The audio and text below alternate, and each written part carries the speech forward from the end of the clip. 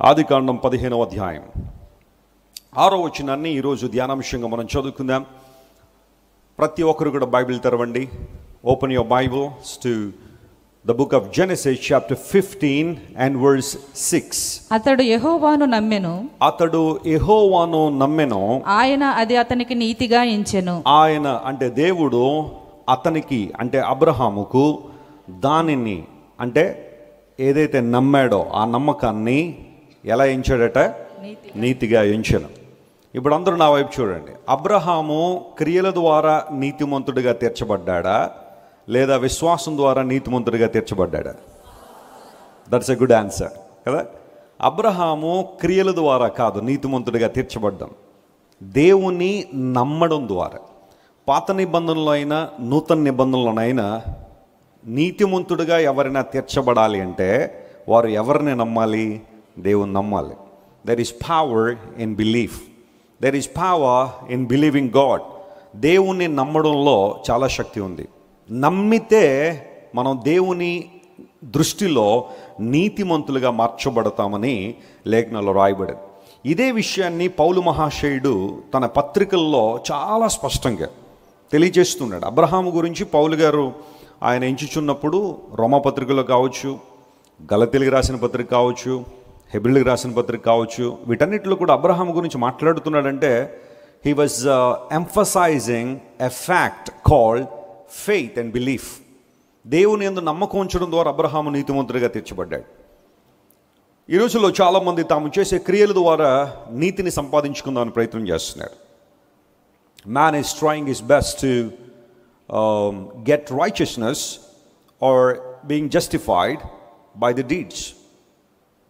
ఈ రోజును ఆచరిస్తేనే మనం పరలోకానికి వెళ్తాము, ఈ క్రియ చేస్తేనే మనకు మోక్షరాజ్యం ఉంది, ఈ పని చేస్తేనే మనం రక్షణ పొందుతాము అని యేసుక్రీస్తు ప్రభు సిలువను ప్రక్కకు తప్పించి ఆయన సిలువ మరణాన్ని మినహాయించి మరేదో ముందుకు తీసుకొచ్చి ఇవి ఉంటేనే మనం పరలోకానికి వెళ్తామనే ఆలోచన కొంతమందిలో ఉంది. క్రియల ద్వారా నీతిమంతులుగా తీర్చబడ్డాం. ఎక్కడో తెలియదు కానీ మన రాష్ట్రంలో పాస్టర్ గారు తన సంఘానికి చెబుతున్నాడంటే, ప్రాముఖ్యంగా పురుషులకి, మీలో ఎవరికైనా మీసాలు ఉంటే మీరు పరలోకానికి వెళ్ళరన్నాడంట. మీసాలు ఉంటే ఎక్కడికి వెళ్ళరట? ఎక్కడైనా బైబిల్లో ఉందా? మరి మీసం ఉండొచ్చు నువ్వు పరలోకానికి రావు అని ఎక్కడైనా ఉందా? కొంతమంది తమ సొంత ఆలోచనలు, సొంత తలంపులు, వారికి ఏది అనిపిస్తే అది స్టేజ్ మీదకి చెప్పేయడం ద్వారా ఒకలాంటి కన్ఫ్యూజన్ చాలామందిలో క్రియేట్ చేస్తున్నారు. అయితే దేవుని లేఖనం సెలవిస్తూ ఉంది, ఒక వ్యక్తికి పరలోక రాజ్యం ఇవ్వబడడం, నీతిమంతుడిగా తీర్చబడడం విశ్వాస మూలంగానే సాధ్యము, కానీ మరే విషయం ద్వారా కాదు.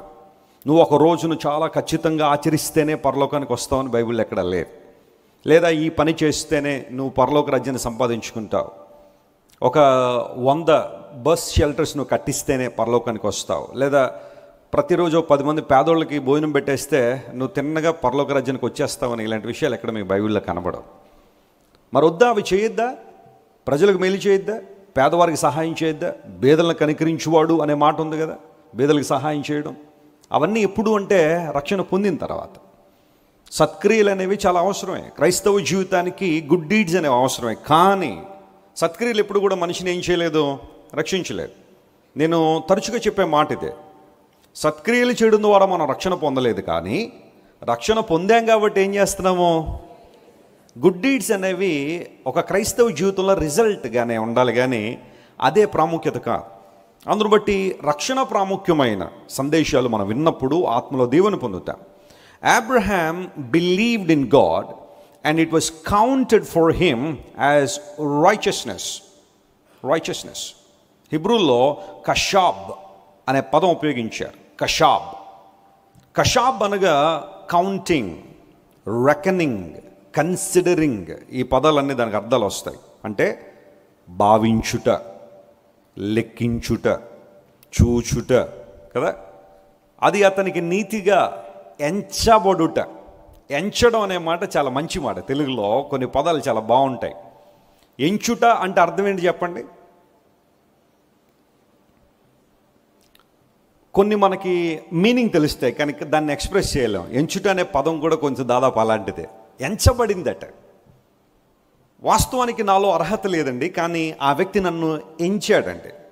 ఈ పనికి నన్ను ఎంచాడు, లేదా ఎంపిక చేశారు, నన్ను లెక్కించారు, నన్ను లక్ష్య పెట్టారు అనే పదాలు వాడతాం కదా. ఎంచుట్ అనే మాట, రెకనింగ్, కౌంటింగ్ అనే పదానికి అర్థం అదే. కౌంటింగ్ అంటే ఓట్లు కౌంటింగ్ అనుకోకండి. మళ్ళీ ఇప్పుడు ఎలక్షన్ సీజను మామూలుగా లేదు. రోడ్లన్నీ వరుసగా ట్రైన్ వెళ్ళిపోయినట్టు వెళ్ళిపోతున్నాయి, ఒక్కొక్క పార్టీ బళ్ళు అన్నీ కూడా. వెంటనే ఉదయాన్నే లేవగానే డిటిఎస్ సౌండ్లు అనమాట. ఆ పార్టీకి ఓటేయండి, ఈ పార్టీకి ఓటేయండి. రేపు 13వ తారీఖు ఎలక్షన్లు ఉన్నాయి, మళ్ళీ జూన్ మొదటి వారంలో కౌంటింగ్ ఉంటుంది. I'm not talking about that counting. అయితే అబ్రహాం ఎప్పుడైతే దేవుణ్ణి నమ్మాడో, మనస్ఫూర్తిగా ఆయన మాటలందు విశ్వాసం ఉంచాడో, దేవుడే సమస్తం, ఆయనకు లోబడ్డమే నా జీవిత కర్తవ్యం. Obeying to God is my purpose of my life. నా జీవిత లక్ష్యమే దేవుని మాటకు లోబడ్డం అని ఎప్పుడైతే నమ్మాడో, వెంటనే దేవుడు అన్నాడు, అబ్రహాము నువ్వు నీతిమంతుడిగా తీర్చబడ్డా. నూతన నిబంధన సంఘానికి వారసులైన మనందరం కూడా యేసుక్రీస్తు ప్రభు సిలువలో చేసిన త్యాగం ఎందు నమ్మకం ఉంచడం ద్వారా మనందరం కూడా రక్షించబడుతున్నాం. ఈ విషయాన్ని, అంటే జెనసిస్ 15:6లో రాయబడిన విషయాన్ని పౌలు మహాశయుడు రోమా 4:3లో మరలా మెన్షన్ చేశాడు. అబ్రహాము దేవుని నమ్మాడు, అది అతనికి నీతిగా ఎంచబడిందని. ఆ తర్వాత యేసు ప్రభు సహోదరుడైన యాకోబు గారు కూడా తన పత్రికలో 2వ అధ్యాయం 23వ వచనంలో అబ్రహాము దేవుని నమ్మెను, అది అతనికి నీతిగా ఎంచబడెను. అంటే కొన్ని చోట్ల ఈ వచనాన్ని మనం చూసినప్పటికీ కూడా entire new testament is based upon this wonderful statement. నూతన నిబంధన అంతా కూడా ఈ స్టేట్మెంట్ మీద ఆధారపడింది. దేవుని నమ్మడం, నీతిమంతులుగా తీర్చబడ్డం. ఓ ప్రశ్న అడుగుతున్నాను ఇప్పుడు, జాగ్రత్తగా గమనించండి. నీ నమ్మిక ఎక్కడ? నీ నమ్మిక వేటి మీద? నీ నమ్మిక ఎవరి మీద? ఆలోచన చేయాలి.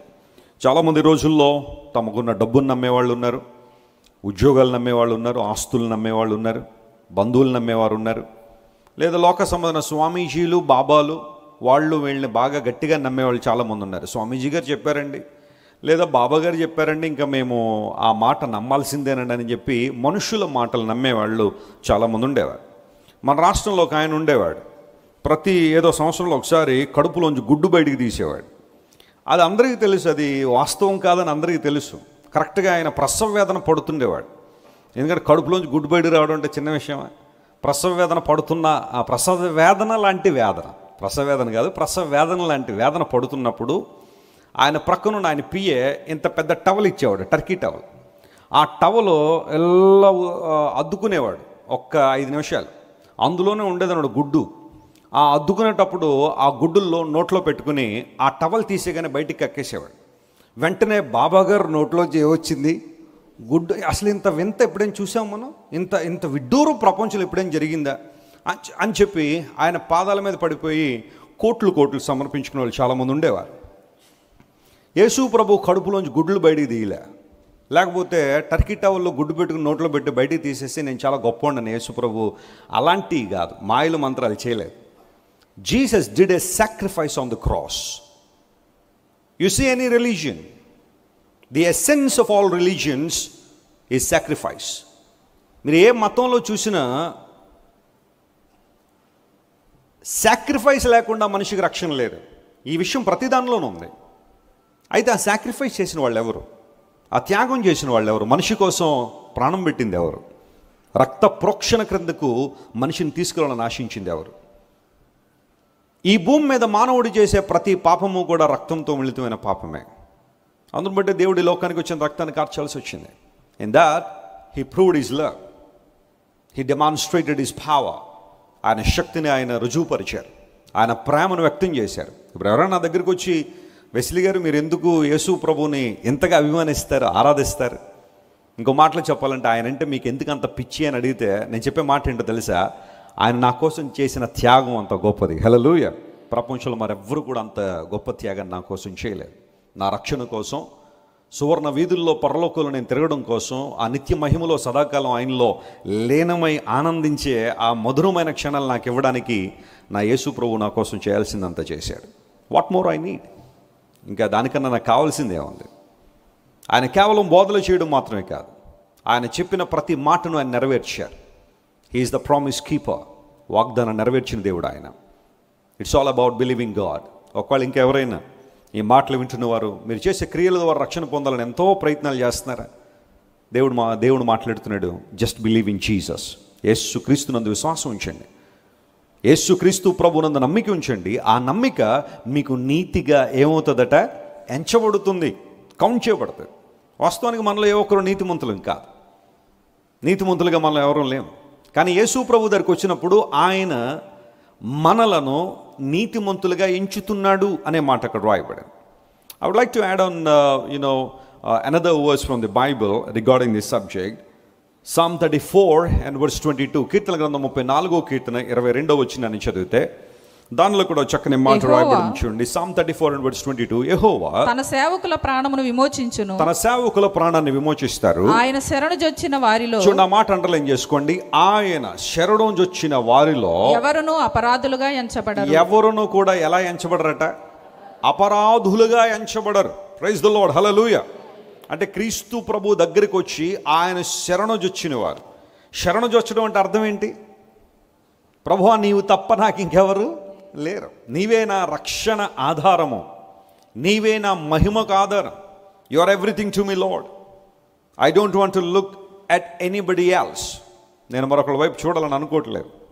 నువ్వు విమోచించేవాడవు గనుక, నీ సేవకుల ప్రాణాన్ని విమోచించడంలో నిన్ను మించిన వారు లేరు గనుక నీ శరణుజొచ్చుచున్నాను. మనందరం కూడా చిన్నప్పుడు కొన్ని ఆటలు ఆడుతున్నప్పుడు ఎప్పుడైనా ఒక ఆట ఉండేది, అటు ఇటు పరిగెత్తి ఒకళ్ళ దగ్గరికి వెళ్ళి శరణం అని చెప్పగానే ఇంక వాళ్ళని ఏం అనకూడదు అనమాట కదా. ఆ శరణం అని చెప్పి వాళ్ళు ప్రక్కనే నిలబడాలి, దూరంగా నిలబడి శరణం అంటే పట్టుకెళ్ళి 4 ఉతికేసేవారు. దగ్గరికి వచ్చి టచ్ చేసి శరణం అన్నప్పుడు ఇంక వాళ్ళని పట్టుకోకూడదు కదా. ప్రభువును కూడా అలాగే ఆయన గట్టిగా పట్టుకు, Lord you are everything to me, I depend on you, I trust in you Lord, I trust your purpose, I trust your word. నీ వాక్యాన్ని నేను నమ్ముతున్నాను, నిన్ను నమ్ముతున్నాను ప్రభు అని దేవుని మీద ఎవరైతే ఆధారపడతారట వారిలో ఏ ఒక్కరూ కూడా, లిసన్ టు మీ అగైన్, వారిలో ఏ ఒక్కరూ కూడా అపరాధులుగా ఎంచబడరు. What a refreshing promise it is, what a uplifting promise it is from the word. యేసుక్రీస్తు ప్రభు దగ్గరకు వచ్చి తమ పాపంలో ఒప్పుకొని పశ్చాత్తాపడి, ప్రభువా నేను నీ బిడ్డగా అనుకుంటున్నాను ఎవరైతే ప్రార్థన చేస్తున్నారో, ఆయన మీద ఆధారపడుతున్నారో వారిలో ఏ ఒక్కరు కూడా అపరాధులుగా మిగిలిపోరో. ఇంతకన్నా ఆనందం ఇంకేం కావాలి మానవ జీవితానికి? ఇంతకన్నా సంతోషం ఇంకేం కావాలి? You are cleansed and you are washed, you are redeemed, you are justified, you are positionally sanctified when you accept Christ.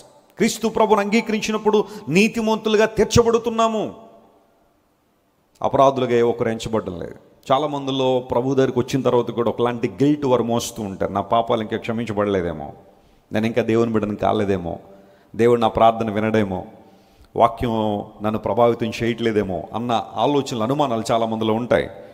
If your repentance is true, నీ పశ్చాత్తాపం నిజమైందైతే ఖచ్చితంగా నువ్వు దేవుని బిడ్డవే. హల్లెలూయా.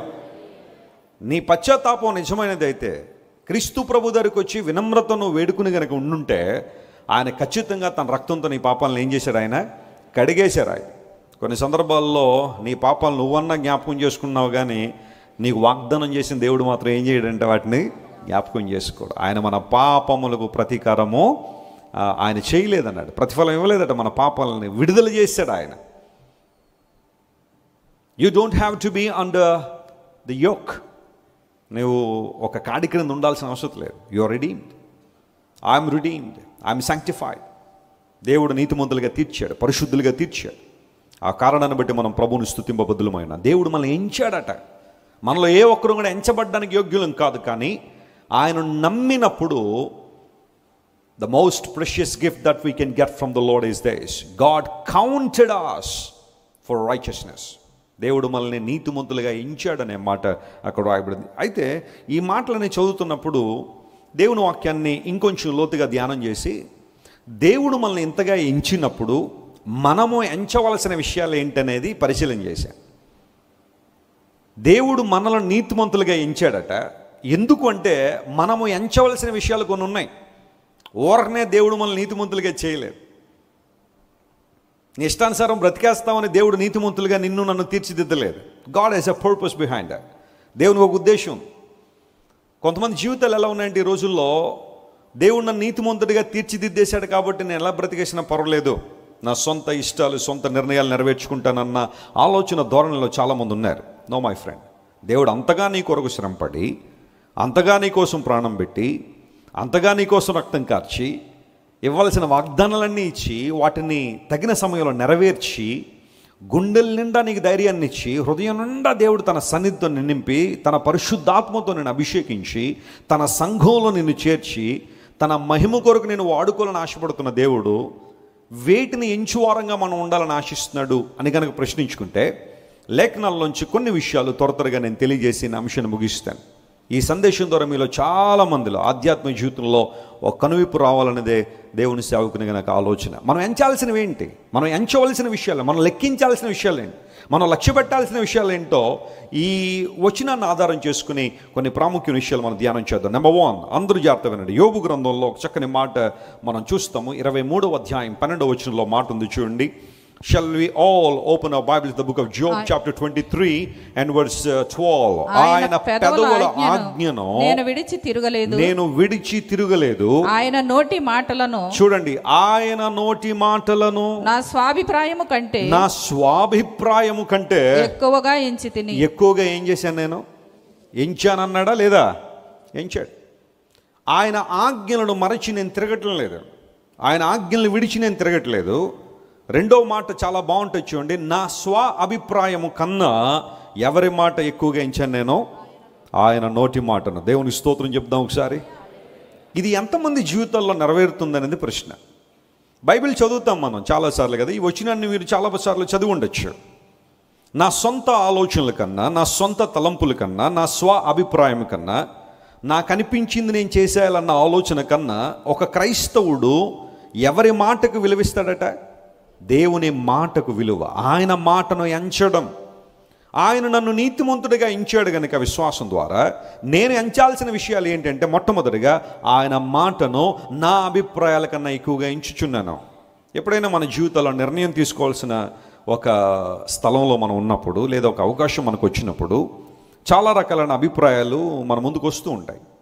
ఎప్పుడైనా సరే ఒక నిర్ణయం తీసుకోవాల్సిన పరిస్థితుల్లో దేవుడు ఏదైనా ఒక డైరెక్షన్ మనకి ఇచ్చినప్పుడు, ఈ మార్గంలో నువ్వు వెళ్ళాలి, ఈ విధానంలో నువ్వు నడవాలి, నువ్వు ఇలా బ్రతికితే నా నామానికి మహిమ ఉంది అని దేవుడు చెబితే, వెంటనే అపవాది అదే మాటకు వ్యతిరేకంగా మాట్లాడతాడు, దేవుని మాటను వక్రీకరిస్తాడు. The enemy is very smart in twisting the word.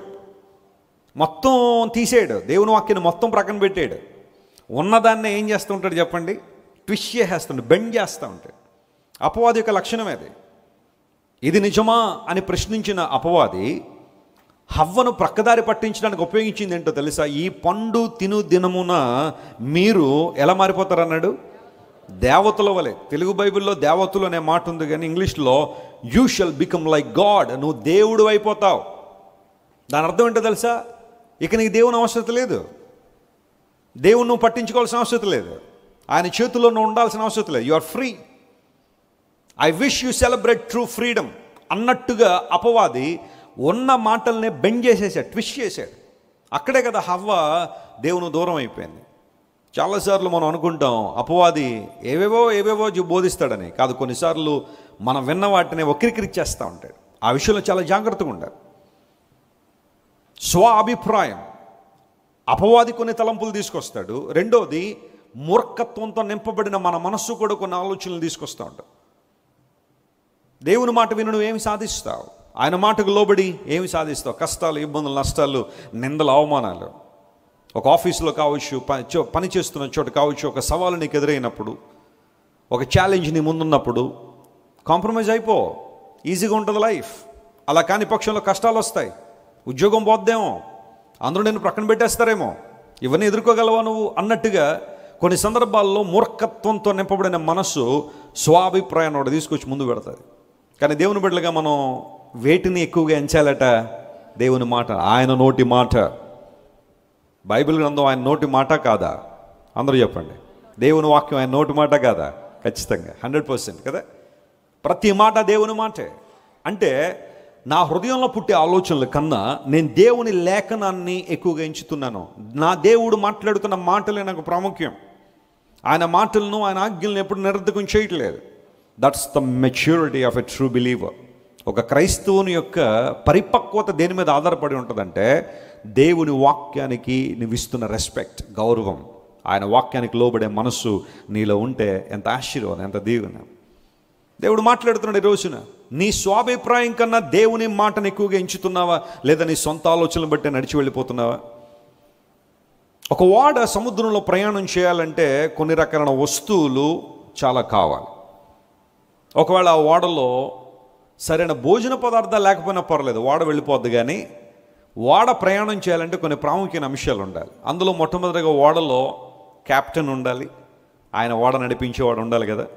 నేను ఆ సందర్భాల్లో ఎప్పుడైనా చిన్న చిన్న దేశాలు ఉంటాయి, ఐలాండ్స్లో ఉండే దేశాలు, క్రూజ్లో వెళ్ళిపోతే సరిపోదు. ఫ్లైట్ అంటే మళ్ళీ ఎయిర్పోర్ట్కి వెళ్ళి 1 గంట 2 గంటలు వెయిట్ చేసే లోపల 1/2 గంటలో క్రూజ్లో వెళ్ళిపోతాం అన్నమాట.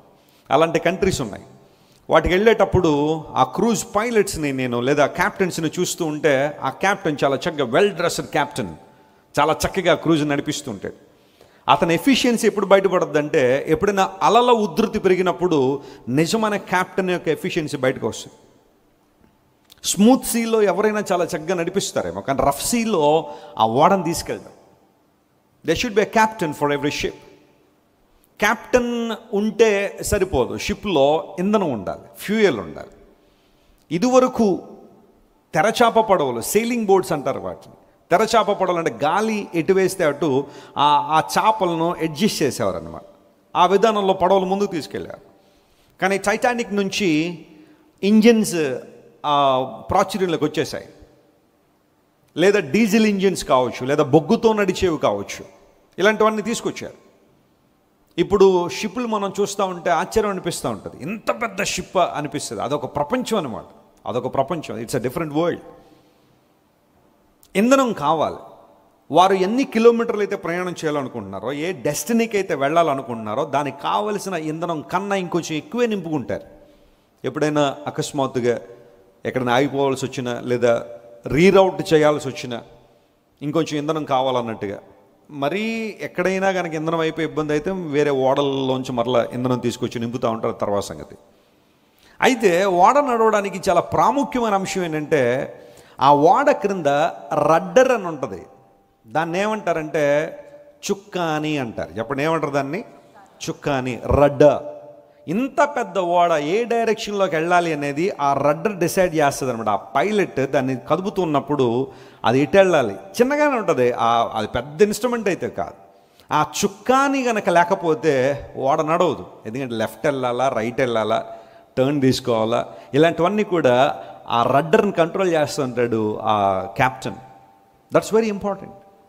అండ్ ఆఫ్ కోర్స్ కంపాస్ అనేది కూడా చాలా ప్రాముఖ్యం, దిక్సూచి అనేది కూడా చాలా ప్రాముఖ్యమే. దాన్ని బట్టి ఎటు వెళ్ళాలనేది వాటర్లో నిర్ణయం తీసుకుంటారు. ఆ రడ్డర్ యొక్క ప్రాముఖ్యత, చుక్కాని ప్రాముఖ్యత ఎంత గొప్పది అంటే ఎంత పెద్ద వాడైనా సరే మీరు ఎప్పుడేం చూడండి, ఆ క్రింద ఫ్రంట్లోనే ఆ చుక్కాని ఉంటుంది. అది ఇటు ఇటు తిరగడం ద్వారా ఆ డైరెక్షన్స్ మార్చుకుని పైలట్స్ లేదా క్యాప్టెన్స్ వెళ్ళిపోతుంటారు. God's word is like a rudder in our lives. దేవుని వాక్యం కూడా మన జీవితంలో ఒక చుక్కాని లాంటిదే. నువ్వు ఎటు వెళ్ళాలి, ఏ డైరెక్షన్లో వెళ్ళాలి, ఎటు వెళ్తే నువ్వు గమ్యాన్ని చేరుకుంటావు. సమర్థవంతమైన, ప్రతిభావంతమైన, ప్రభావవంతమైన జీవితాన్ని నువ్వు జీవించాలంటే ఏం చేయాలో, you shall be directed from the word. That's the reason as the men of God we always urge you to read the scriptures. దేవుని వాక్యాన్ని ఎక్కువగా చదవండి, వాక్యాన్ని మీ హృదయాల్లో నింపుకోండి, మీ మనస్సుల్లో నింపుకోండి అని పదే పదే చెప్పడంలో ఉద్దేశం ఏంటో తెలుసా? The word of God that is in your heart keeps you away from enemy schemes. అపవాది యొక్క కుతంత్రముల నుండి నిన్ను దూరం చేయాలి అంటే అది కేవలం దేవుని వాక్యానికి మాత్రమే సాధ్యం. గట్టిగా చప్పట్లు కొట్టి ప్రభువును మహిమపరచండి. As long as you give value to the word, నువ్వు ఎంతకాలం అయితే దేవుని వాక్యాన్ని అన్నిటికన్నా ప్రథమైన స్థానంలో ఉంచుతావో, ప్రయారిటీ ఇస్తూ ఉంటావో, you can lead a fruitful life, effective life. ఒక సమర్థవంతమైన, ఫలవంతమైన జీవితం నువ్వు జీవిస్తావు. దైవజనుడు అంటున్నాడు, నా స్వాభిప్రాయాలు చాలా ఉండుండొచ్చు. ఇలా చేస్తే బాగుంటుంది, అలా చేస్తే బాగుంటుంది, ఇలా వెళ్తే బాగుంటుంది, ఇక్కడికి వెళ్తే బాగుంటుంది అని చాలా చాలా అభిప్రాయాలు నాకు ఉండొచ్చేమో. కానీ finally at the outset I give priority to the words of my God. ఎందుకంటే నా దేవుడు ఎప్పుడు కూడా తప్పుడు మాటలు మాట్లాడు, నన్ను తప్పుడు మార్గాల్లో ఆయన నడవనివ్వడం, సరైన మార్గంలో నడిపిస్తాడు ఆయన. నా కార్యములు సఫలం చేసే దేవుడు, నన్ను ఎలా నడిపించాలన్న దేవునికి తెలుసు. నీ జీవితంలో అలాంటి అనుభవం ఉందా? స్వాభిప్రాయం కన్నా దేవుని మాటను ఎక్కువగా ఎంచుతున్నావా? ఒకవేళ ఎంతవరకు ఎంచలేదేమో, బంధువుల మాటలు నీకు ప్రాధాన్యమేమో కదా. నీ కుటుంబంలో వివాహం జరుగుతుంది, లేదా ఒక ఫంక్షన్ జరుగుతుందో, లేకపోతే ఒక శుభకార్యం జరుగుతూ ఉంటే వాక్యానుసారం చెయ్యాలన్న ఆలోచన నీలో ఉందా? లేదా బంధువులండి వాళ్ళు ఒప్పుకోరండి, ఇవి చేయకపోతే బంధువులు ఫీల్ అవుతారండి. ఫీల్ అయితే అవుతారు. నువ్వు యేసుప్రభువుని నమ్ముకున్నది ఫీల్ అవ్వలేదా? వాళ్ళు అవుతారు. బంధువులు అంటేనే ఫీల్ అవుతారు వాళ్ళు. వాళ్ళ కోసం నువ్వు నిర్ణయాలు మార్చేసుకునేది, వాళ్ళ కోసం నువ్వు దేవుని వాక్యాన్ని ప్రక్కన పెట్టేసి కొన్నిసార్లు బంధువుల్ని సంతృప్తిపరచాలనా ఆ విషయంలో జయించడం నేర్చుకోను. ఇంకెంతకాలం బంధువులను బంధు ప్రీతితో దేవుని వాక్యాన్ని ప్రక్కన పెట్టేసి వ్యర్థమైన ఆచారాలు సంప్రదాయాలన్నీ కూడా తీసుకొచ్చి కొన్నిసార్లు నీ క్రైస్తవ జీవితాన్ని డైల్యూట్ చేసుకుంటావు, పలచన చేసేసుకుంటున్నావు. స్నేహితులండి, వెసిలి గారు, నేను స్నేహితులకి ఇచ్చే విలువ ఇంకెవరికి ఇవ్వనండి, నా భార్యకు కూడా ఇవ్వనండి, నా పిల్లలకు కూడా ఇవ్వనండి, నా స్నేహితులు నాకు ముఖ్యమండి. ఎంతమంది నీ స్నేహితులు నేను తప్పుదోర పట్టించలేదు? ఎన్ని ఆదివారాలు నేను దేవుని మందిరం దూరం చేయలేదు? ఎన్నిసార్లు అక్రమైన మార్గం నేను నడిపించలేదు? ఒకసారి ఆలోచించాయి. A friend in need is a friend indeed అనే ఆ కొటేషన్ మనకు చాలా ఇష్టమే. నీకు అన్నీ ఉన్నప్పుడు నీతో ఉన్న స్నేహితుల కన్నా నీకు అవసరతలో ఉండే స్నేహితులు ఉంటారు చూసావా, వాళ్ళు కదా నిజమైన స్నేహితులు. యేసయ్య అన్నాడు, మీరు ఇకపై నాకు దాసులు కాదు, నేను మిమ్మల్ని ఎలా చేసుకుంటున్నాను? నా స్నేహితులుగా.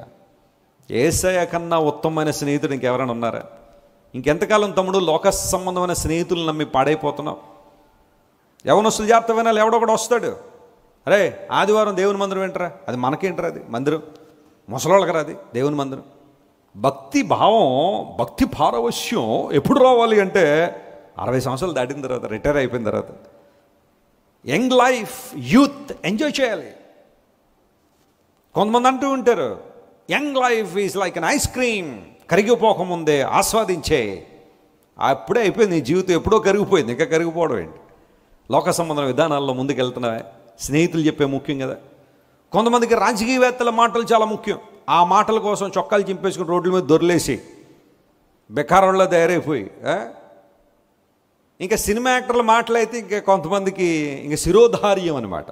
శిరోధార్యం అంటే మా హీరో గారు ఇలా చెప్పారండి. ఆ డైలాగులు, వాళ్ళు ఎక్స్ప్రెషన్లు, వారి యొక్క జెస్చర్స్, ఇవన్నీ కూడా చాలామంది చాలా ఈజీగా ఏం చేస్తూ ఉంటారు. ఆయన కొంతమందికి ఎక్కడెక్కడో దొరదొత్తుంటే గోక్కుంటే అవి కూడా ఏమైపోతున్నాయి చెప్పండి ఈ రోజులు. నిజమే, మా హీరో గారు గోక్కున్నారండి. మనకు దొరద రాకపోయినా ఏం చేయాలండి? గోక్కోవాలండి. వాళ్ళు ఏది చేస్తే అది కెమెరాల ముందు నీకు అది ఏమైపోతుంది, ఇంక చేయకపోతే చచ్చిపోతారు అన్నట్టుగానే చాలా ఉంది కదా. నో, మనుష్యుల మాటల కన్నా, వారి ఆలోచనల కన్నా, వారి ఫిలాసఫీల కన్నా. జిడ్డు కృష్ణమూర్తి అని ఒక ఆయన ఉంటాడు, ఫిలాసఫర్. ఆయన వీడియోలు ఇప్పుడు బాగా ప్రాచుర్యంలో తీసుకొస్తాం. మన ఇండియన్ ఆయన యూరోప్ వెళ్ళిపోయాడు. అక్కడికి వెళ్ళి చాలామందిని ఇన్ఫ్లుయెన్స్ చేయాలని తన ఫిలాసఫీతో. నేను కూడా ఒకసారి ఏదో వీడియో వస్తే అసలు ఏం చెప్తున్నాడో తెలుసుకుందామంటే ఆయన చెప్పిన మాట ఏంటో తెలుసా? ఈ ప్రపంచంలో ఎవ్వడి మాట వినక్కర్లేదు, నీ మాట నువ్వే విను. Is it what the Bible says? దేవుని వాక్యం చెప్పే మాట అదేనా? నువ్వు ఎవరి మాట వినక్కర్లేదు, నీ మాట నువ్వే వినంటే మరి ఎన్నిసార్లు నువ్వు గుంటలో పడలేదు నీ మాట నువ్వు విని? క్రైస్తవ జీవితం ఎవడి మాట వాడు వినేయడం కాదు, అందరం కలిసి దేవుని మాట వినడం. దేవుని నామమున స్తోత్రం కలుగును గాక. గాడ్స్ వర్డ్, దేవుని మాట, ప్రభావవంతమైన దేవుని మాట, శక్తిగల దేవుని మాట. అందరూ బట్టి ఇక్కడ దావీదు అన్నాడు, నా స్వ అభిప్రాయము కన్నా నేను ఎవరి మాటను ఎక్కువగా ఎంచుతున్నానో దేవుని మాటను. ఈరోజు నేను ఎంచుదాం. ఆయన మనల్ని నీతిమంతులుగా ఎంచాడు గనుక మనం ఎంచవలసిన విషయం ఏంటి అంటే, ప్రభువా నా సొంత ఆలోచనల కన్నా, నా సొంత తలంపుల కన్నా, నా హృదయంలో పుట్టే ఆ కోరికల కన్నా, లేదా నా ఆశల కన్నా, నా ఉద్దేశాల కన్నా నీ ఉద్దేశము, నీ ఆశలు, నీ ఇష్టము, నీ చిత్తము, నీ మార్గము, నీ క్రియలో నాకు ప్రాముఖ్యం అని ఎవరైతే దేవుని కొరకు నిర్ణయించుకుంటారో అలాంటి వాళ్ళు జీవితంలో నిజంగా సఫలత సాధిస్తారు, నిజంగా ఆశీర్వాదాలకు వస్తారు వాళ్ళు. రెండో ప్రాముఖ్యమైన అంశం దగ్గర రండి. ఒక క్రైస్తవుడు ఎంచాల్సిన విషయాలు ఏంటి అని ఆలోచన చేస్తుంటే, మొదటగా దేవుని మాటను ఎంచాలి అని విన్నాం. రెండోది మనం ఎంచాల్సిన విషయం ఏంటి అంటే జకరియా గ్రంథం 8వ అధ్యాయం 19వ వచనం చదవండి. అందులో ఒక చక్కని మాట పరిశుద్ధాత్మ దేవుడు మనతో మాట్లాడుతున్న book of Zechariah chapter 8 and verse 19 చదవండి. జకరియా గ్రంథం 8:19.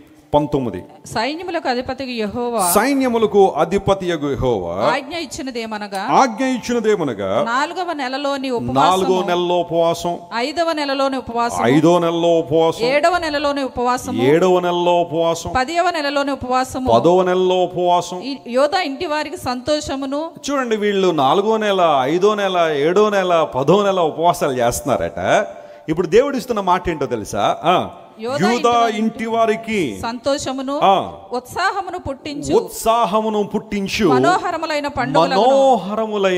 పండుగలగును గనుక మీరు సత్యమును సమాధానమును ప్రియముగా ఎంచుడి. స్తోత్రం చెప్పండి ఒకసారి. హల్లెలూయా. రెండు ప్రాముఖ్యమైన విషయాలు ఈ వచనంలో దేవుడు మనతో మాట్లాడుతున్న విషయాలు. నెంబర్ 1, నీవు చేస్తున్న ఉపవాసాలను దేవుడు మనోహరమైన పండుగలుగా మార్చబోతున్నాడు. గట్టిగా చప్పట్లు కొట్టి దేవుని మహిమపరచు. That's the promise of God today. 4వ నెలలో ఉపవాసం, 5వ నెలలో ఉపవాసం, 7వ నెలలో ఉపవాసం, 10వ నెలలో ఉపవాసం. ఇశ్రాయేలు ప్రజలు ఉపవాసాన్ని ఆచరిస్తారు. ఉపవాసం చేయడం తప్పు నేను అంటలేదు. కానీ నీ దేవుడు ఎంత గొప్పవాడంటే నీవు చేసే ఉపవాసాలనట దేవుడు ఎలా మారుస్తాడట? ప్రతిష్ట మనోహరములకు పండుగలుగా దేవుడు మారుస్తున్నాడు. God is gonna turn your fasting, God is going to turn your mourning into a festival. ఉత్సాహంతో నింపబడిన పండుగలుగా దేవుడు మారుస్తున్నాడు. దేవుని బిడ్డ విను, ఈరోజు ఏదైనా ఒక విషయం కోసం దేవుని సన్నిధిలో గోజాడుతున్నావేమో, ప్రార్థిస్తున్నావేమో, ఉపవాసం ఉండి ప్రార్థన చేస్తున్నావు. ఈ విషయం జరగాలి నా జీవితంలో, దేవుని యొక్క చిత్తం నా జీవితంలో జరగాలి, ఈ విషయంలో నేను సఫలత సాధించాలనే ఒక ఉపవాస ప్రార్థన చేస్తుంటే నీ దేవుడు ఎంత సామర్థ్యం కలిగిన వాడంటే ఆ ఉపవాస ప్రార్థనను లేదా ఆ విన్నపములను నీవు చేస్తున్న ఆర్తధ్వనిని దేవుడు మనోహరమైన పండుగలుగా మారుస్తున్నాడు. I have experienced many things like that.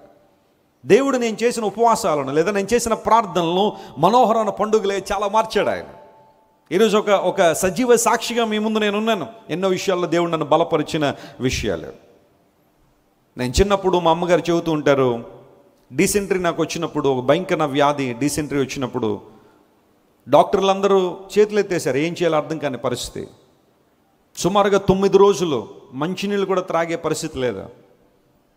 అసలే కొంచెం సన్నగా ఉంటానేమో, అన్ని రోజులు భోజనం మంచినీళ్ళు లేకపోయేసరికి నేను వాటర్ కనుక ఎప్పుడైనా త్రాగితే ఆ తర్వాత నేను కోలుకున్న తర్వాత ఆ వీక్నెస్లో ఆ వాటర్ అలా కనబడేదట, ఆ ధార అంత వీక్ అయిపోయాను నేను. డాక్టర్లు ట్రీట్మెంట్లు మారుస్తున్నారు కానీ ఏ వరకల్లా కావడం లేదు. మా అమ్మగారు ఒక రోజున డాక్టర్ గారి మీద కేకలేసారు. సరే ఏంటండి మేము మీ దగ్గర తీసుకొచ్చాం, బిడ్డ రోజు రోజుకి నీరసించిపోతున్నాడు, ఏమవుతుందో తెలియట్లేదు. డాక్టర్ గారు చెప్పారు, అమ్మ మేము కూడా ప్రయత్నం చేయాల్సింది ఏదో చేస్తున్నాము. మరి మా వల్ల అయితే కావడం లేదు, ఇంకొక డాక్టర్ని పిలుస్తానని చెప్పి మరొక స్పెషలిస్ట్ని ఎవరినో తీసుకొచ్చారు. ఆయన కూడా ఏదో చెప్పారు, ఏదో రకాలైన ప్రయత్నాలు. కానీ ఒక రాత్రి మా తల్లిదండ్రులు ఇద్దరు కూడా దేవుని సన్నిధిలో ప్రార్థన చేశారు. ప్రభువా, మా బిడ్డని సేవలో వాడబడాలి, ఈ శోధన నుండి మమ్మల్ని విడిపించు. ఆ రాత్రంతా ఉపవాసం ఉండి ప్రార్థన చేశారు తల్లిదండ్రులు. దేవుడు స్వస్థపరిచి లేవనెత్తి, మా అమ్మగారు అంటూ ఉంటారు ఈరోజు, నాయన ఈరోజు నువ్వు ఒక దేశంలో ఉండి రేపొద్దున ఇంకో దేశం, నువ్వు ఎప్పుడు ఏ దేశాల్లో ఉంటున్నావు నాకు తెలియట్లేదు, కానీ దేవుడు నిన్ను బలపరిచిన విధానం మాత్రం చాలా గొప్పది. చిన్నప్పుడు నేను చూసినప్పుడు ఈ బిడ్డ దేవుని సేవ చేయగలడా, ప్రభువులో వాడబడగలడా అని అనుకునేదాన్ని. కానీ దేవుని కొరకు ఎదురు చూచేవారు ఏ బలాన్ని పొందుతారు? నూతన బలం పొందుతారు. నూతన బలం. ఈ శక్తి ఎక్కడిది, బలం ఎక్కడిదంటే దేవుడి నుంచే. మీ ఉపవాసములను మనోహరమైన పండుగలుగా మార్చగలని సామర్థ్యం దేవునికి ఉంది. ఒకవేళ ఈరోజు కృంగిపోయి ఉన్నావా? దేవుని మందిరానికి వచ్చేటప్పుడు కూడా ఈరోజు దేవుడు నాతో ఏం మాట్లాడతాడా ఈ విషయంలో అని కనిపెట్టి వచ్చావా? The lord is speaking to you. దేవుడు నీతోనే మాట్లాడుతున్నాడు. నీ ఉపవాసాన్ని, నీ ప్రార్థనను ఎల్లకాలం ప్రార్థనలుగానే దేవుడు ఉంచడం, వాటిని స్తుతిగా మార్చే సామర్థ్యం ఎవరికి ఉంది? దేవుని. జస్ట్ బిలీవ్ ఇట్, నమ్మంతే. 4వ నెలలో ఉపవాసం చేస్తున్నారట, 5వ నెలలో ఉపవాసం, 7వ నెలలో ఉపవాసం, 10వ నెలలో ఉపవాసం. ఈ ఉపవాసాలన్నీ కూడా దేవుడు మనోహరమైన పండుగలుగా మార్చే రోజు ఒకటి ఉంది. The day has come. ఆ సమయం వచ్చింది. చింతపడకు, నీకెవరు లేరని బాధపడద్దు, ఒంటరితనంతో మూలుగుతున్నాను ఏడవద్దు. దేవుడు నీ ప్రార్థన వింటున్నాడు, బలమైన కార్యాలు నీ జీవితంలో జరిగిస్తాడు ఆయన. ఎప్పుడైతే దేవుడు మనోహరమైన పండుగలుగా నీ జీవితాన్ని తీర్చిదిద్దుతున్నాడో నువ్వు చేయాల్సింది ఏంటి అంటే సత్యమును సమాధానమును ఎలా ఎంచాలట? ప్రియముగా ఎంచాలి, ఇష్టముగా ఎంచాలి. మనకిష్టమైన ఏంటి? ఈ రోజుల్లో మనం ఏమి ఇష్టపడుతున్నాం? కంటికి ఆకర్షణమైన వాటిని ఇష్టపడే వాళ్ళు కొంతమంది ఉంటారు. రుచికి ఆకర్షణంగా కనబడేవి ఇష్టపడే వాళ్ళు చాలామంది ఉంటారు. ఎక్కడైనా భోజనాలు జరుగుతున్నప్పుడు మనకిష్టమైన పదార్థం ఉంటే కొన్నిసార్లు అంటూ ఉంటారు, కడుపు ఎరువు తెచ్చుకున్నా కొంచెం తినాలన్నట్టుగా. కొంతమంది చాలా బాగుందండి, చాలా టేస్టీగా ఉందండి అని కొంతమంది తినేవాళ్ళు ఉంటారు. ఆ సందర్భాల్లో నేను ఇజ్రాయెల్ దేశానికి కొంతమందిని టూర్ తీసుకెళ్ళినప్పుడు, ఎందుకంటే ఇజ్రాయెల్ దేశం నేను చాలాసార్లు వెళ్ళాను, ఇప్పుడైతే వెళ్ళడానికి పరిస్థితులు అయితే అనుకూలించట్లేదు. రీసెర్చ్ కోసం కొన్నిసార్లు వెళ్ళాను ఇజ్రాయెల్ దేశంలో అనేక ప్రాంతాలను వ్యక్తిగతంగా దర్శించడానికి వెళ్ళాను. ఎందుకంటే నేను బోధిస్తున్న బైబిల్, నేను ప్రకటిస్తున్న బైబిల్ కల్పిత కథ కాదు, పుక్కిటి పురాణం కాదు, ఇది వాస్తవాల గ్రంథం, ఇది చరిత్రకు ఆధారమైన గ్రంథం.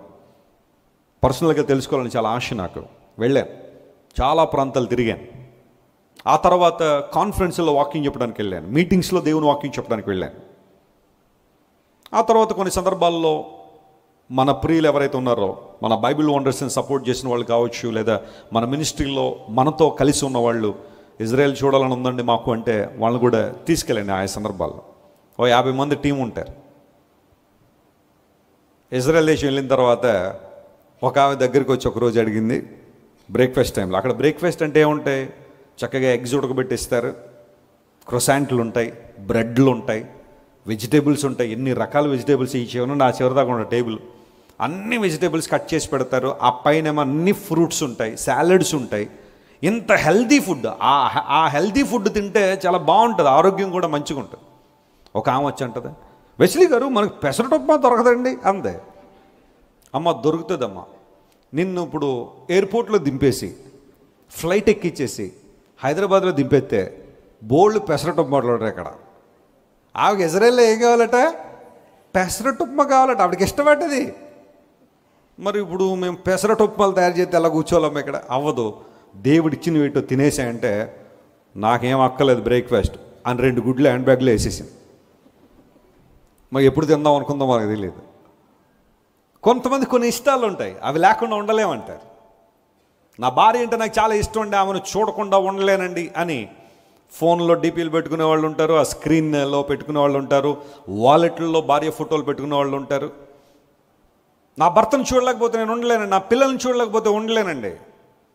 దేవుడు అంటున్నాడు, సత్యము సమాధానమును నువ్వు అంత ప్రీతిగా ఎంచుతున్నావు జీవితంలో. ఆహార పదార్థాలు అంటే ఇష్టపడుతున్నావు, మంచిదే. ఆటలంటే ఇష్టపడుతున్నావు, మంచిదే. స్నేహితులతో కలిసి మాట్లాడడం అంటే ఇష్టపడుతున్నావు, మంచిదే. ఫోన్ ఆన్ చేసి టీవీలో ఆన్ చేసి అవి ఇవి చూడడం అంటే నీకు చాలా ఇష్టం, మంచిదే. ఇప్పుడు ఐపీఎల్ వచ్చింది, క్రికెట్ చూడడం అంటే చాలామందికి ఇష్టం, చూస్తున్నారు. ఏదో హైలైట్స్ కొంత సమయం చూడడం మంచిదే, గంటల గంటలు రోజంతా సమయాన్ని వ్యర్థం చేయడం అయితే సమర్థించబడే విషయం కాదు. అయితే కొంతమందికి అన్ని విషయాలు ఇష్టంగా ఉంటున్నాయి, కానీ చెప్పండి సత్యము సమాధానం ఏమవట్లేదు, చాలామందికి ఇష్టంగా ఉండట్లేదు. నువ్వు నిజమైన క్రైస్తవుడు అని దేవుడు ఎప్పుడు ఎంచుతున్నాడో తెలుసా? లేదా నీ క్రైస్తవం యొక్క పరిపక్వత దేని మీద ఆధారపడుతుందంటే సత్యమును ప్రియముగా ఎంచాలి, అంటే అబద్ధమును దగ్గరికి రావడానికి వీల్లేదు. సమాధానమును ప్రియముగా ఎంచాలి. అపవాది యొక్క లక్షణం ఏంటంటే కుటుంబాల్లో సమాధానాన్ని దొంగిలించాలని అపవాది యొక్క ఆలోచన. అప్పటిదాకా బాగానే ఉంటుంది వాతావరణం, కుటుంబంలో 4 ఉంటే ఎవడో ఒకడు మొదలెడతాడు. ఆ ఒక్క మాటతో ఏమైపోద్ది చెప్పండి? గొడవలు, గందరగోళాలు, సమాధానం చెదిరిపోదు. భార్యాభర్తలు ఇద్దరు కూడా తిట్టేసుకోవడం, ఇంకొంతమంది కొట్టేసుకున్నారేమో కూడా, భయంకరంగా ఇల్లు దాటి వెళ్ళిపోవడం, రోడ్ల మంచి కేకలేసుకోవడం, లేకపోతే పోలీస్ స్టేషన్ చుట్టూ తిరగడం. ఆ పిల్లలు ఇంక నేను మళ్ళీ ఇంటికి రానని చెప్పి ఇల్లు వదిలేసి వెళ్ళిపోవడం ఎక్కడో చోటి. ఇలాంటివన్నీ రావడానికి కారణం అపవాది సమాధానం దొంగిలించేస్తున్నాడు. అంతా బాగుందన్న పరిస్థితుల్లో కొన్నిసార్లు అసమాధానం వచ్చేస్తూ ఉంటుంది. అబద్ధాన్ని ప్రేమించే మనుషులు ఎక్కువ మంది ఉన్నారు. ఈరోజు చూడండి, అబద్ధాన్ని నమ్మేంత త్వరగా మనుషులు సత్యాన్ని ఏం చేయట్లేదు, నమ్మట్లేదు. ఎవరి గురించి అయినా ఒక రూమర్ని నమ్మేంతగా వాస్తవాన్ని మనిషి ఏం చేయట్లేదు, నమ్మట్లేదు. ఎవరి గురించి ఒక రూమర్ ఎవరో క్రియేట్ చేస్తారు, ఒక పుకారు క్రియేట్ చేస్తారు. అది ఎంత ఇష్టంగా ఉంటుందంటే కొంతమందికి ఎవరో జాబ్ ఇచ్చినట్టుగా, ఉద్యోగం ఇచ్చినట్టుగా పని కట్టుకుని మరి ఫోనుల్లో షేర్లు చేయడం కావచ్చు, లేకపోతే వీళ్ళకి పని కట్టుకుని ఆటోలు కట్టుకుని వెళ్ళిపోయి చెప్పేయడం కావచ్చు. ఇలాంటి చెప్పడానికి కారణం ఉండదు తెలుసా? నువ్వు అబద్ధాన్ని ఎక్కువగా ప్రేమగా ఎంచుతున్నావు, కానీ సత్యాన్ని ఎంచట్లేదు. అపవాది అబద్ధమునకు జనకుడు అని బైబిల్లో రాయబడింది. కానీ మన దేవుడు సత్యవంతుడు. దేవుడు నామమున స్తోత్రం కలుగును గాక. I'm the way and I'm the truth and I'm the life. That's what Jesus said. నేనే మార్గమును, నేనే సత్యమును, నేనే జీవము. సత్యమైన మాటలను ప్రేమగా ఎంచుతున్నావా లేదా అబద్ధాలని ప్రేమగా ఎంచుతున్నావా? ఆలోచన చేయి. ఎవరి గురించైనా నీకు ఒక అబద్ధం చెప్పబడినప్పుడు అది వాస్తవమా కాదా, అది నిజంగా జరిగిందా లేదా, ఎవరైనా కరెక్ట్గా చూశారా లేదా, ఇలాంటి విషయాలు ఏం పరిశీలన చేయకుండానే భుజం మీదకి ఎత్తేసుకుని ఏదో ప్రపంచాన్ని ఉద్ధరించేద్దాం అన్నట్టుగా నువ్వు లోకమంతా తిరిగి ఆ అబద్ధాలను ప్రచారం చేస్తున్నావా? దేవుడేమో నిన్ను సత్య సంబంధిగా బ్రతకాలని ఆశిస్తున్నాడు. ఆయన నా పిల్లలు సత్యం అనుసరించి నడుచుకునుచున్నారని వినుట కంటే నాకు ఎక్కువైన సంతోషం లేదన్నాడు. ఎవరన్నారు ఆ మాట? యోహాను భక్తుడు. గాయుకు రాస్తూ, గాయు అనగా దేవుని సంఘానికి రిప్రజెంటేషన్గా ఉన్న ఆ గాయస్ అనబడే వ్యక్తికి రాస్తూ, నా పిల్లలు సత్యం అనుసరించి నడుచుకుంటున్నారనని వినుట కంటే ఎక్కువైన సంతోషం లేదు.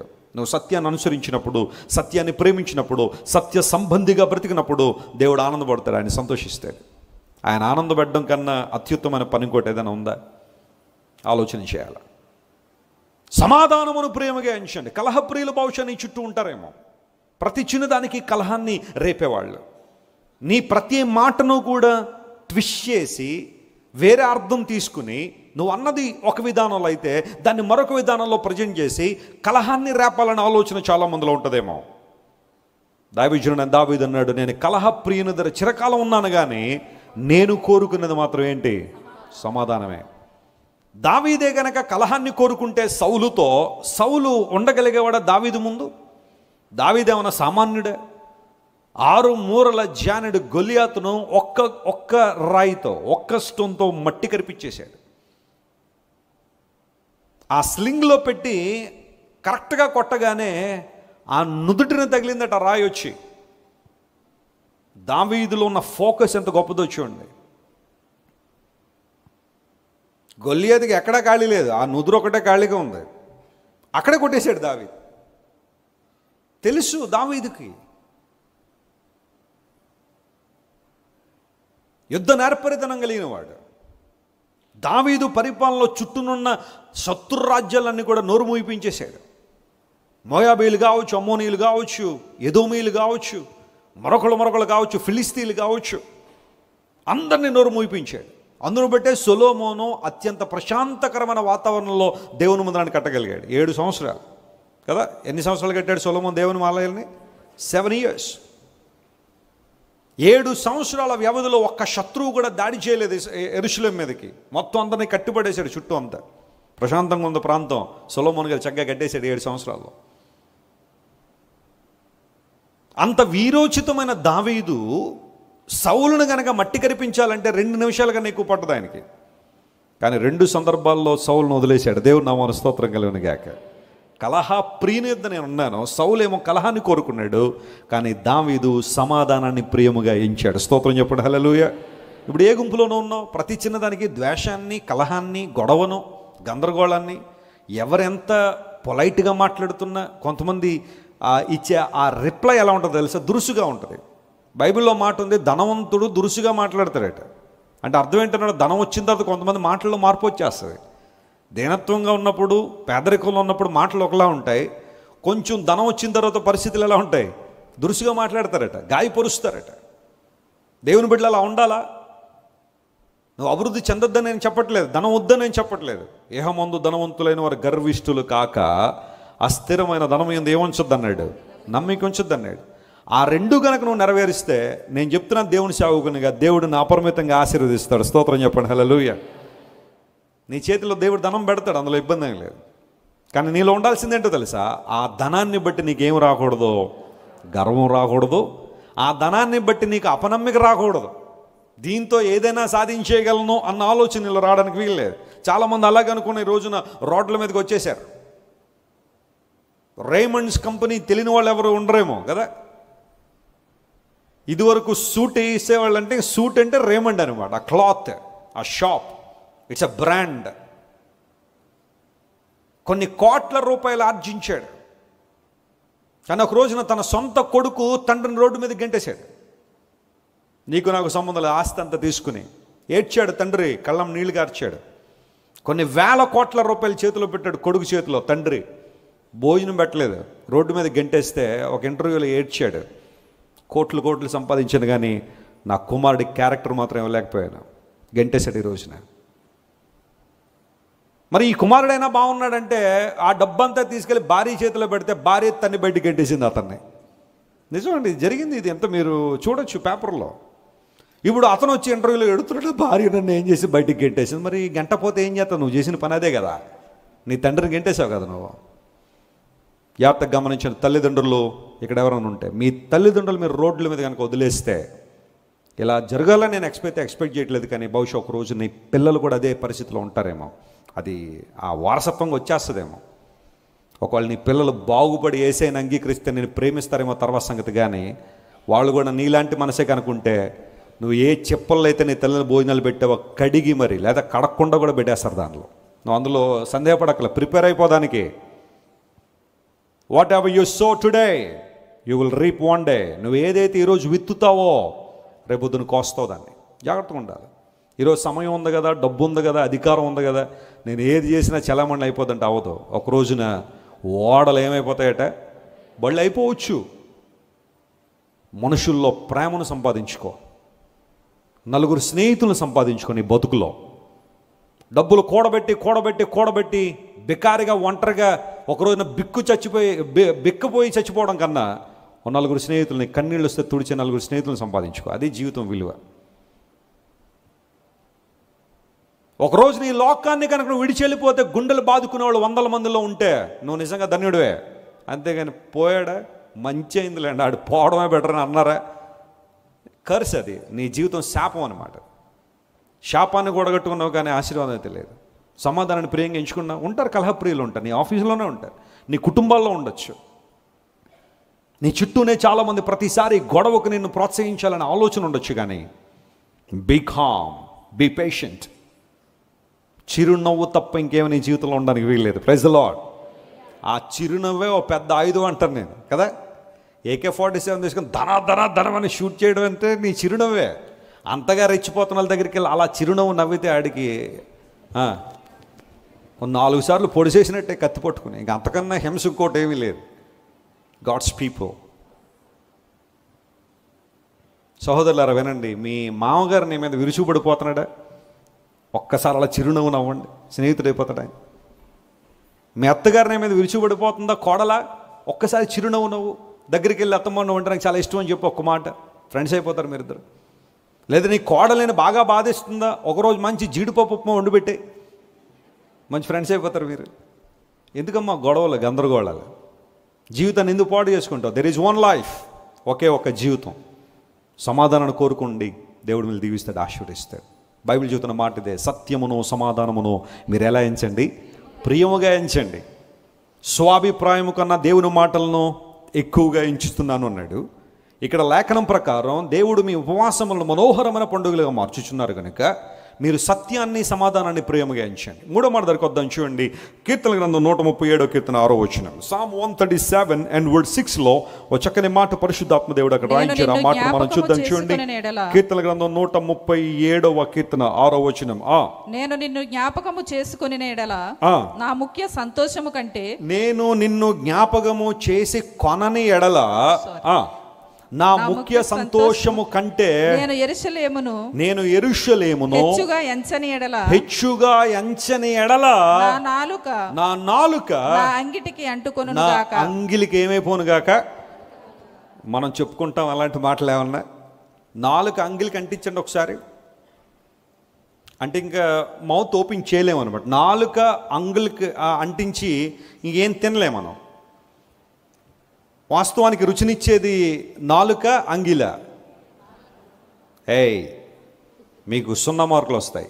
రుచి వచ్చేది అంగిలి, పైనుండే అంగిలి కదా. నాలుక మీద ఏదైనా మీరు ఆ పదార్థాన్ని పెడితే రుచి వెంటనే తెలియదు. అది అంగిలికి తగిలినప్పుడు ఆ టేస్ట్ మనకు తెలుస్తుంది. అందరం బట్టి రుచి అంగిలి తెలియజేస్తుంది. నాలుగు నేను తక్కువ చేసి మాట్లాడడం, ఆఫ్ కోర్స్ టేస్ట్ బడ్స్ అన్నీ కూడా నాలుక మీద ఉంటాయి, కానీ అంగిలి సహాయం లేకుండా ఆ టేస్ట్ అనేది మనకు తెలియదు. ఇప్పుడు నాలుక అంగిలికి అంటుకుపోయిందంటే నేను ఇంకేం తినలేకపోతున్నాను, నేను నోరు మూసేసుకున్నాను అని అర్థం. I'm useless, I'm waste. ఎప్పుడు అంటే నా ముఖ్య సంతోషము కన్నా యెరూషలేమును హెచ్చుగా ఎంచకపోతే.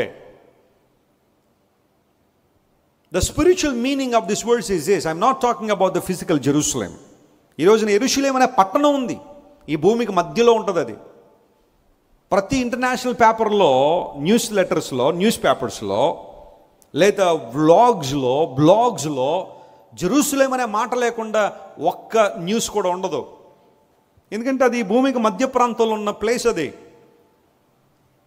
అది ఒక కారణం అయితే ఆ ప్లేస్ ఈరోజున ప్రపంచాన్నంతా ఎందుకు ఆకర్షిస్తుందంటే ప్రభువుని యేసుక్రీస్తు వారు సంచరించిన స్థలం, ఆయన మరణించిన ప్రాంతం యెరూషలేం. ఇప్పుడు భక్తుడు అంటున్నాడు, నేను యెరూషలేమును హెచ్చుగా ఎంచకపోతే నా నాలుక నా అంగిలికి అంటుకుపోయి ఉండిపోద్ది అంతే. I'm nothing. ఏంటి యెరూషలేమును హెచ్చుగా ఎంచడం? ఏముంది? కీర్తనకారుని పిలిచి యెరూషలేం అంటే నీకు ఎందుకు అంత ఇష్టం? అక్కడ ఏముంది అంటే దైవజనుడు అంటాడు, యెరూషలేం అనగా దేవుడు కోరుకున్న స్థలం. It's the chosen place of almighty God. And God performed so many historical events in Jerusalem. Right from the life of Abraham till the death of Jesus and the resurrection of Jesus and the spreading of the gospel to the whole world happened in Jerusalem. Bible గ్రంథంలో మీరు a great ఈవెంట్ని మీరు తీసుకోండి, that will be based in Jerusalem. యెరూషలేంలో జరిగింది. అన్నిటికన్నా ప్రాముఖ్యంగా యెరూషలేము దేవుని మందిరానికి సాదృశ్యం. దేవుని స్తోత్రం చెప్పండి, హల్లెలూయా. ఎందుకంటే అక్కడ దేవుని ఆలయం ఉంది. దేవుని ప్రజలు ప్రతి ఏటా వచ్చి అక్కడ అర్పణలు అర్పించేవారు, బలులు అర్పించేవారు. దేవుని మందిరానికి ఆయా సందర్భాల్లో చుట్టుపక్కల ఎక్కడి నుంచి ఉన్నా అక్కడికి వస్తుండేవారు. Israelites they made a point to come to Jerusalem on certain occasions every year. ప్రతి ఏటా కూడా పస్కా పండుగ కానీ, మ్యాక్సిమం పస్కా పండుగ అందరూ వచ్చేస్తారు యెరూషలేంకి. పెంతెకోస్ట్ అనే పండుగ, పెంటెకోస్ట్ అనే పండుగ 50వ రోజు, పస్కా నుండి మొదలు పెడితే 50వ రోజు కృతజ్ఞత తెలియజేసే పండుగ వచ్చేవారు. పూరీము పండుగ అని ఒకటి జరిగేది. పూరీము పండుగ అంటే తెలుసా మీకు? బైబిల్లో పూరీము పండుగ గురించిన ఆ గొప్ప విషయం. దేవుడు హామాను అనబడే ఒక దుష్ట వ్యక్తి చేతిలోంచి ఎంటైర్ జూయిష్ రేస్ని దేవుడు కాపాడాడు. ఆ సందర్భాన్ని ఉపయోగించుకుని ఇశ్రాయేలు ప్రజలు పూరీము పండుగ ఆచరిస్తారు. దానికి కూడా చాలామంది యెరూషలేంకి వస్తారు. ఆ తర్వాత పర్ణశాలల పండుగని జరుగుద్ది, ఫీస్ట్ ఆఫ్ టాబర్నేకల్స్. పర్ణశాలల పండుగ అంటే ఎవరెంత గొప్పవాళ్ళైనా, ఎన్ని బిల్డింగ్లు ఉన్నా, ఎన్ని అంతస్తులున్నా, ఒక వారం దినాల పాటు టెంటుల్లో ఉంటారు. వాళ్ళు వేసుకున్న చిన్న చిన్న పాకల్లో ఉంటారు. దాన్ని సుక్కోతు, ఫీస్ట్ ఆఫ్ టాబర్నేకల్స్, గుడారాల పండుగ, ఇలాంటివన్నీ చాలా పేర్లు దానికి ఉంటాయి. టెంట్ల క్రింద ఉంటారు వాళ్ళు.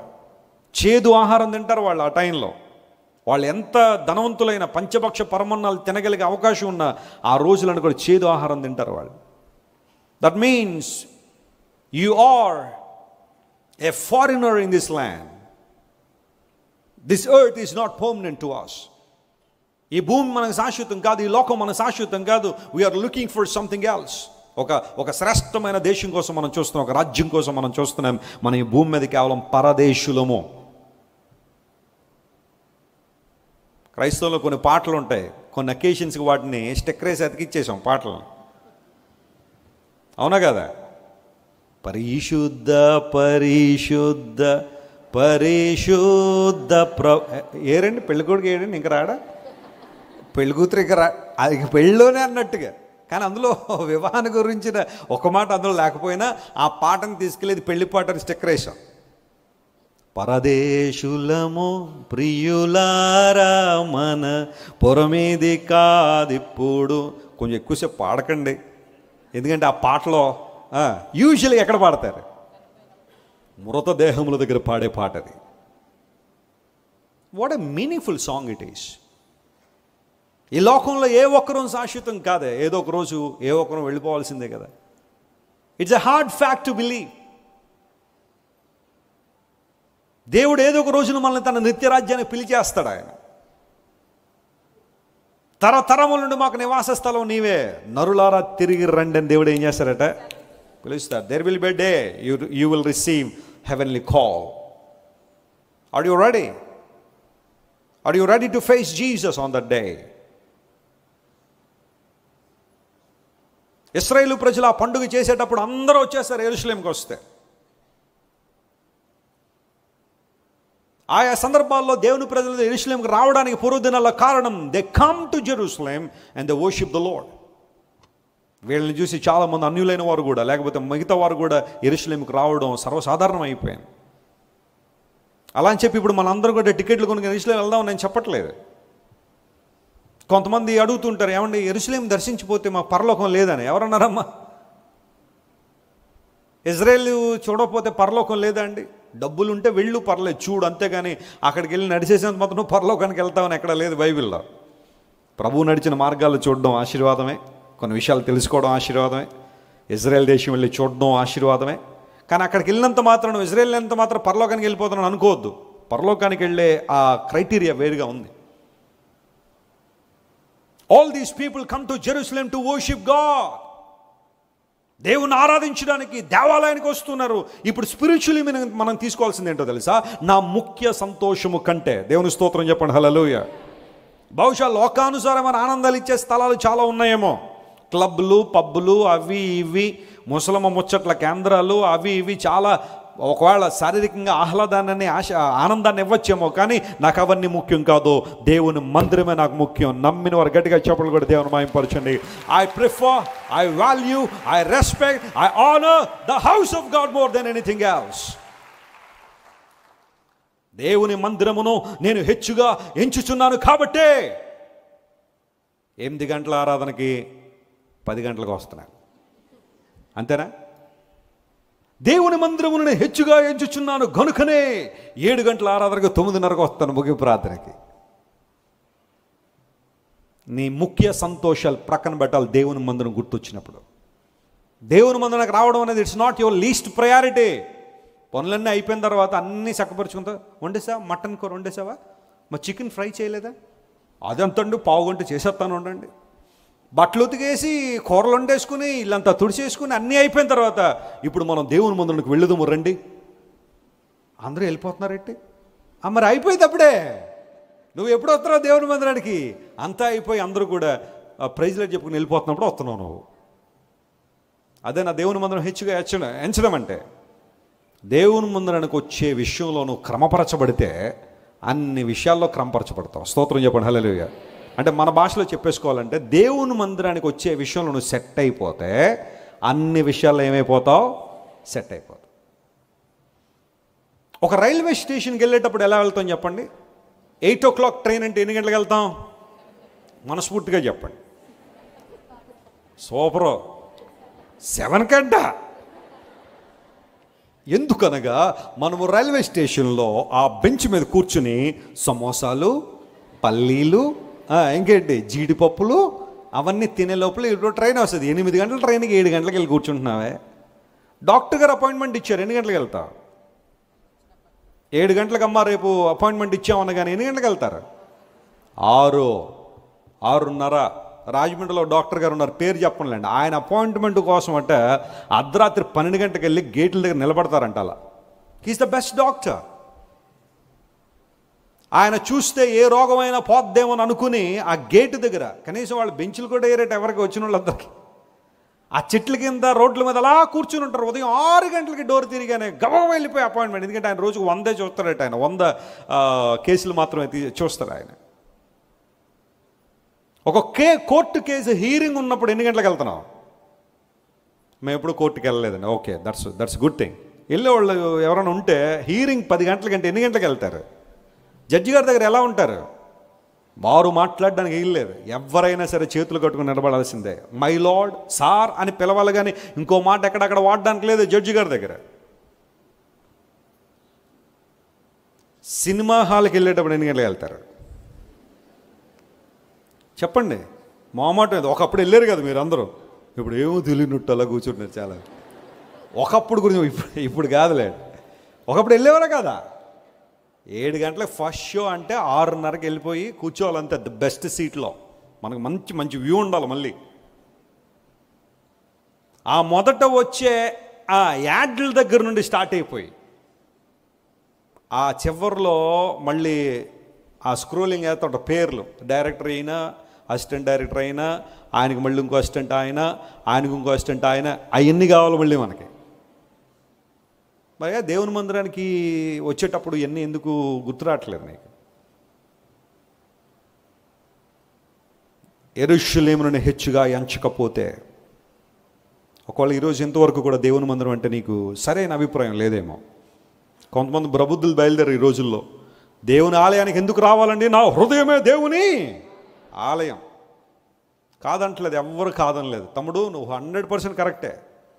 కానీ నీ హృదయమే దేవుని ఆలయం అయినప్పుడు దేవుని వాక్యాన్ని నువ్వు అనుసరించాల్సిన అవసరం ఉంది కదా. సంఘ క్రమాన్ని దేవుడిచ్చాడు.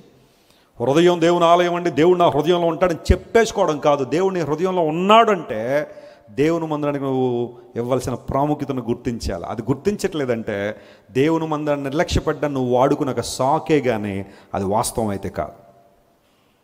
దేవుని బిడ్డలతో కలిసి దేవుని ఆరాధించడం, సంఘమంతటితో కలిసి యేసు ప్రభు రక్తం ద్వారా కడగబడిన కొనబడిన సమూహంలో చేరి కంఠాలు తెరిచి హృదయాలు తెరిచి మన దేహములతో దేవుని ఆరాధిస్తున్నప్పుడు, మన మనసులతో దేవుని ఆరాధిస్తున్నప్పుడు, మన ఆత్మలతో దేవుని ఆరాధన చేస్తున్నప్పుడు, is it not a replica of haven?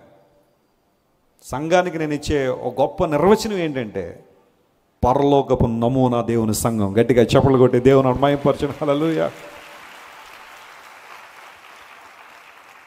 The church of God is a replica of heaven. ఒకరోజు నువ్వు దేవుని మందిరంలో దేవుని రాజ్యంలో ఎలా ఉండబోతున్నావో ఇట్స్ ఎ రెప్లికా. ఇక్కడ రకరకాల కులాలకు చెందిన వారు ఉన్నారు, మతాలకు చెందిన వారు ఉన్నారు, ప్రాంతాలకు చెందిన వారు. కానీ we are all one in Christ who brought us as one. మళ్ళందరినీ ఒక్కటిగా చేసింది ఎవరు? గట్టిగా చెప్పాలి, ఒక్కటిగా చేసింది ఎవరు? యేసయ్య. ఆయన రక్తం మళ్ళందరినీ బైండ్ చేసేసింది. ఆయన రక్తం మళ్ళందరినీ కూడా ఒక కుటుంబంగా కలిపేశాడు ఆయన. దేవుని మందిరంలో ఉన్న దేవుని బిడ్డలందరూ ఒకే కుటుంబం. We are all one family. Always proud to say Christ Worship Centre is not only a church of God but it's also a family. Christ Worship Centre కేవలం ఒక సంఘంగా మాత్రమే నేను చూడడం లేదు, ఇది ఒక దైవిక కుటుంబంగా కూడా మేము చూస్తున్నాం.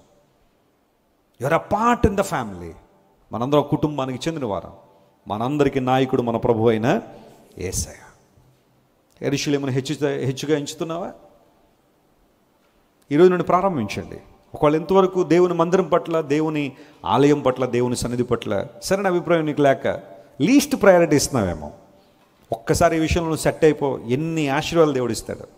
You shall tremendously blessed. ఖచ్చితంగా నువ్వు దీవెన పొందుతావు, ఆశీర్వాదం పొందుతావు. బలమైన కార్యాలు ప్రభు నీ జీవితంలో చేస్తాడు. ఇంకా చాలా విషయాలను చెప్పడానికి ఒక 2 అవుట్లైన్స్ మాత్రం ఇస్తాను, ఎందుకంటే సమయం అయిపోతుంది. I know the time is running out. Roman chapter 12:10. రోమీయులకు రాసిన పత్రిక 12వ అధ్యాయం 10వ వచనం. ప్రతి క్రైస్తవుడు కూడా రోజుకు ఒకసారైనా ఈ అధ్యాయం చదవాలి. రోమీయులకు రాసిన పత్రిక 12వ అధ్యాయం చాలా శ్రేష్టమైన అధ్యాయం. దానిలో ఈ మాట రాయబడి ఉంచండి, సహోదర ప్రేమ విషయంలో ఒకని యందు ఒకడు అనురాగము గలవారై ఘనత విషయంలో ఒకనినొకడు చెప్పండి. ఎలా ఎంచుకోవాలట? గట్టిగా చెప్పండి అందరూ కూడా. ఈ మాట నాతో చెప్పండి ఒకసారి. ఆ వర్డ్స్ ఉంచిన ఆయన ఘనత విషయములో, బ్రదర్స్ చెప్పాలి గట్టిగా, ఘనత విషయములో ఒకనినొకడు గొప్పగా ఎంచుకొనుడి. ఇది చెప్పుకోవడం చాలా ఈజీయే కానీ ప్రాక్టికల్గా చేయడం మాత్రం చాలా కష్టమే.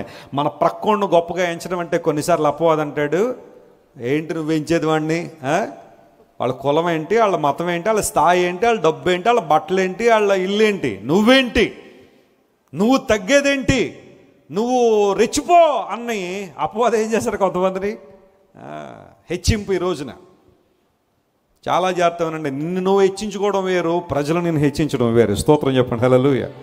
నిన్ను నువ్వు హెచ్చించుకోవడం వేరు, దేవుడు నిన్ను హెచ్చించడం వేరు. తన్ను తాను హెచ్చించుకున్నాడు ఏమైపోతాడట? తగ్గించబడతాడు. తను తాను తగ్గించుకున్నవాడు ఏమవుతాడు? హెచ్చింపబడతాడు. యేసు ప్రభువు నేర్పించిన పాఠమే అది. యోసేపును హెచ్చించింది ఎవరు? ఫరో. హెచ్చించింది ఎవరు? దేవుడు. ఫరో అన్నాడు, యోసేపు గారి సెలవు లేకుండా నేను సైతం కాలు కానీ చేయి కానీ కలపనన్నాడు ఆయన. అంతకన్నా ఆశీర్వాదం ఇంకేం కావాలి? యోసేపును హెచ్చించాడు దేవుడు. కొంతమంది ఈ రోజున దేవుని సేవను వదిలేసి వేరే వేరే పరిస్థితుల్లో తిరుగుతున్నారు కొంతమంది. ఏంటి సార్ మీరు ఇలా అయిపోయారు, ఒకప్పుడు అలా ఉండేవారు, ఇలా అయిపోయారంటే యోసేపు ప్రధానమంత్రి అవ్వలేదా, గవర్నర్ అవ్వలేదా అంటున్నాడు ఒక ఆయన. యోసేపును దేవుడు హెచ్చించాడు. మనం హెచ్చించుకోవడం వేరు, నేను అది చేస్తాను ఇది చేస్తాను అనుకోవడం వేరు, నా దేవుని సహాయంతో ఏదైనా చేస్తాననడం వేరు. స్తోత్రం చెప్పండి, హల్లెలూయా. దేవుడు మనకిచ్చిన వాహనాలు, దేవుడు మనకిచ్చిన కార్లు, దేవుడు మనకిచ్చిన హెలికాప్టర్లు, దేవుడు మనకి ఇచ్చే విమానాలు ఒకవేళ ఇస్తే కనుక అవి ఎవరి కోసం వాడాలి? అవి దేవుని కోసం. అదే కానీ బీఫారాలు పంచడానికి కోసం కాదు కదా హెలికాప్టర్లు ఇచ్చేది దేవుడు. ప్రభువుని గణపరిచేవాడు హెచ్చింపబడతాడు, తను హెచ్చించుకున్నాడు ఏమైపోతాడు? తగ్గించబడదు. చాలా చాలా చాలా విషయాలు చూసాం మనం. అనురాగము విషయంలో, సహోదర ప్రేమ విషయంలో, అనురాగము కలిగి ఉండడంలో, ఆ తర్వాత ఘనత విషయములో ఒకరినొకరు ఏం చేయండి? గొప్పగా ఎంచుకోండి.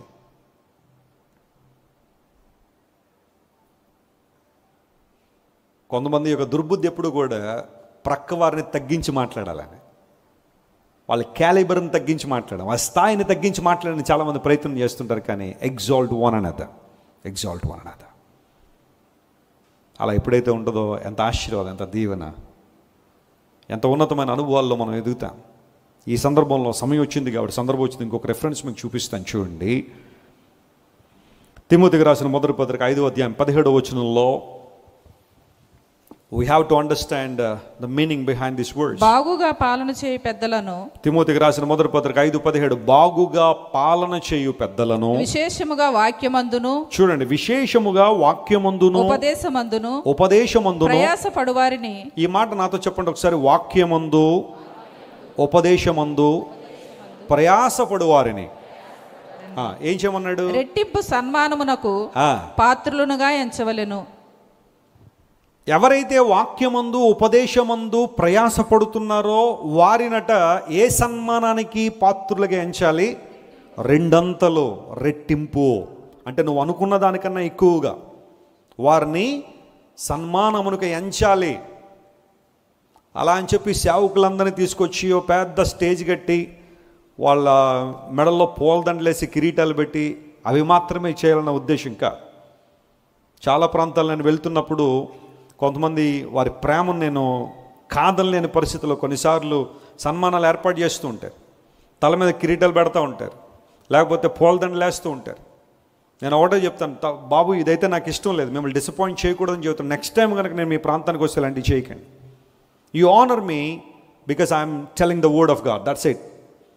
నేను చెప్పే వాక్యాన్ని మీరు అనుసరించగలిగితే అంతకన్నా సంతోషం మరొకటి లేదు. నేను ఒకసారి ఒక ప్రాంతంలోకి వెళ్తే మెయిన్ రోడ్డు మీద కారు ఆపేయండి అన్నారు. బాబు ఎందుకంటే మెయిన్ రోడ్డు మీద కారు లోపలికి ఊర్లోకి రావడానికి 5 కిలోమీటర్లు ఉంది కదంటే, లేదండి మా యూత్ అందరూ కూడా మిమ్మల్ని అక్కడ నుండి తీసుకొస్తారని. తీరా నేను వెళ్ళేసరికి ఆ రోడ్డు మీద కొన్ని వందల మంది యవ్వనస్తులు ఫ్లాగ్లు పట్టుకుని దాని మీద నా ఫోటో వేసి, ఒక కలర్ ఫ్లాగ్, అది చెప్పలేడు ఎందుకంటే ఎలక్షన్ సీజన్ కాబట్టి మళ్ళీ లేని మన గొడవలు, అవి పెట్టుకుని ఇంకా బ్యాండ్ బాజాలు ఎన్ని పెట్టేసి మామూలు అడావిడి చేయలేదు. చాలా ఇబ్బంది పడిపోయాను నేను, చాలా ఇబ్బంది పడిపోయాను. వెళ్ళిన తర్వాత వాళ్ళందరినీ పక్కకి తీసుకెళ్ళి, తమ్ముడు ఇది మీకు తెలియ చేసి ఉండొచ్చేమో, కానీ నెక్స్ట్ టైం వచ్చిన మాత్రం ఇలా చేయకండి. దేవుని సేవకులు సన్మానించడం అంటే జెండాలు పట్టుకుని ఊరాడడం కాదు, లేకపోతే కేవలం పూలదండలోనూ తల మీద కిరీటాలు పెట్టడం కాదు. దేవుని సేవకులు గౌరవించడం అంటే వాళ్ళ కోసం ప్రార్థన చేయడం. హల్లెలూయా. సేవలో వారు అందిస్తున్న ప్రయాసకు కొంత తోడ్పాటును అందించడం, లేదా దేవుని సేవకులను సన్మానించడం అంటే వారు చెబుతున్న మాటలను ఆచరణలో పెట్టి ఒక బలమైన క్రీస్తు యోధులుగా సిద్ధపడడం. అది దేవుని సేవకులను సన్మానించడం. విశేషముగా వాక్యమందును ఉపదేశమందును ప్రయాసపడుతున్నవారు. ఈ రోజుల్లో కూడా కొంతమంది ప్రయాసపడే వాళ్ళు ఉన్నారు. ఎందులో ప్రయాసపడుతున్నారు?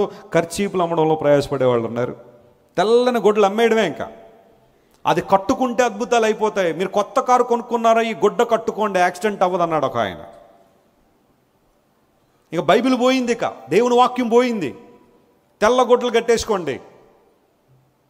జీవజలం అమ్ముతున్నాం ఆ డబ్బాల్లో నింపి, జీవజలం, కృష్ణానదిలో నీళ్ళు అవన్నీ. లేదా గోదావరిలో నీళ్లు పట్టేసి జీవ జలం అమ్ముతున్నాం, కొనేసుకోండి, అయిపోతున్నాయి బాటిల్, బాబు ఇంకెన్ని ఉన్నాయి, 5 త్వరపడండి, మళ్ళీ అందులో డిస్కౌంట్లు. ఇందులో ప్రయాసపడే వాళ్ళు ఉన్నారు చాలామంది. ఒక గర్భిణీ స్త్రీ ప్రార్థన కోసం నిలబడుతూ పాస్టర్ కాలెత్తి తొంతున్నాడు ఆమెను. అసభ్యం కాదా అండి? ఇందువల్ల కాదా దేవుని నామం అవమానపరచబడ్డాం? ప్రార్థన చేయడానికి వస్తే కాలెత్తి తంతావు నువ్వు, అదా నువ్వు నేర్పించే విషయం? స్త్రీల పట్ల నీకున్న గౌరవం అదేనా?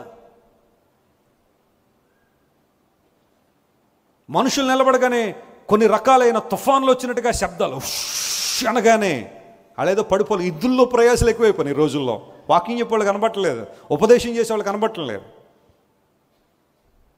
మన రాజమండ్రిలో సంఘం ఉంది, దాని నుండి చాలామంది క్రైస్తవులు రావడం ప్రారంభించారు. నేను అడిగాను, అమ్మ మీరు అక్కడికి వెళ్తున్నారు కదా, మళ్ళీ ఇక్కడికి ఎందుకు వచ్చారని అడిగితే, అయ్యా అక్కడ వాక్యం తప్ప అన్నీ ఉంటాయండి.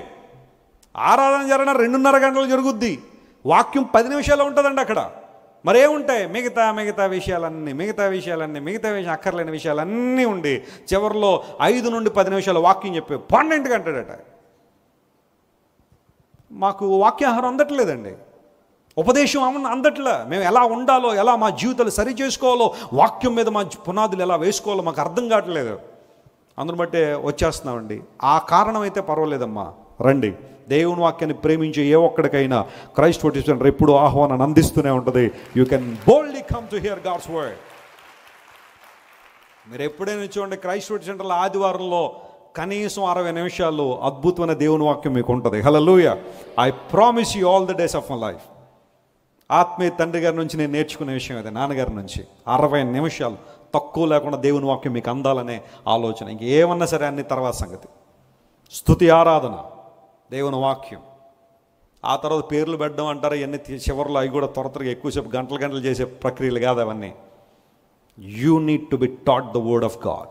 ఈ వాక్యమే మీ జీవితాన్ని కదిలిస్తుంది. ఈ వాక్యమే మీ జీవితాన్ని దేవునికి దగ్గరగా తీసుకొస్తుంది. పరిశుద్ధాత్మ దేవుని స్వరం వినడం దేవుని వాక్యం ద్వారా మాత్రమే సాధ్యం.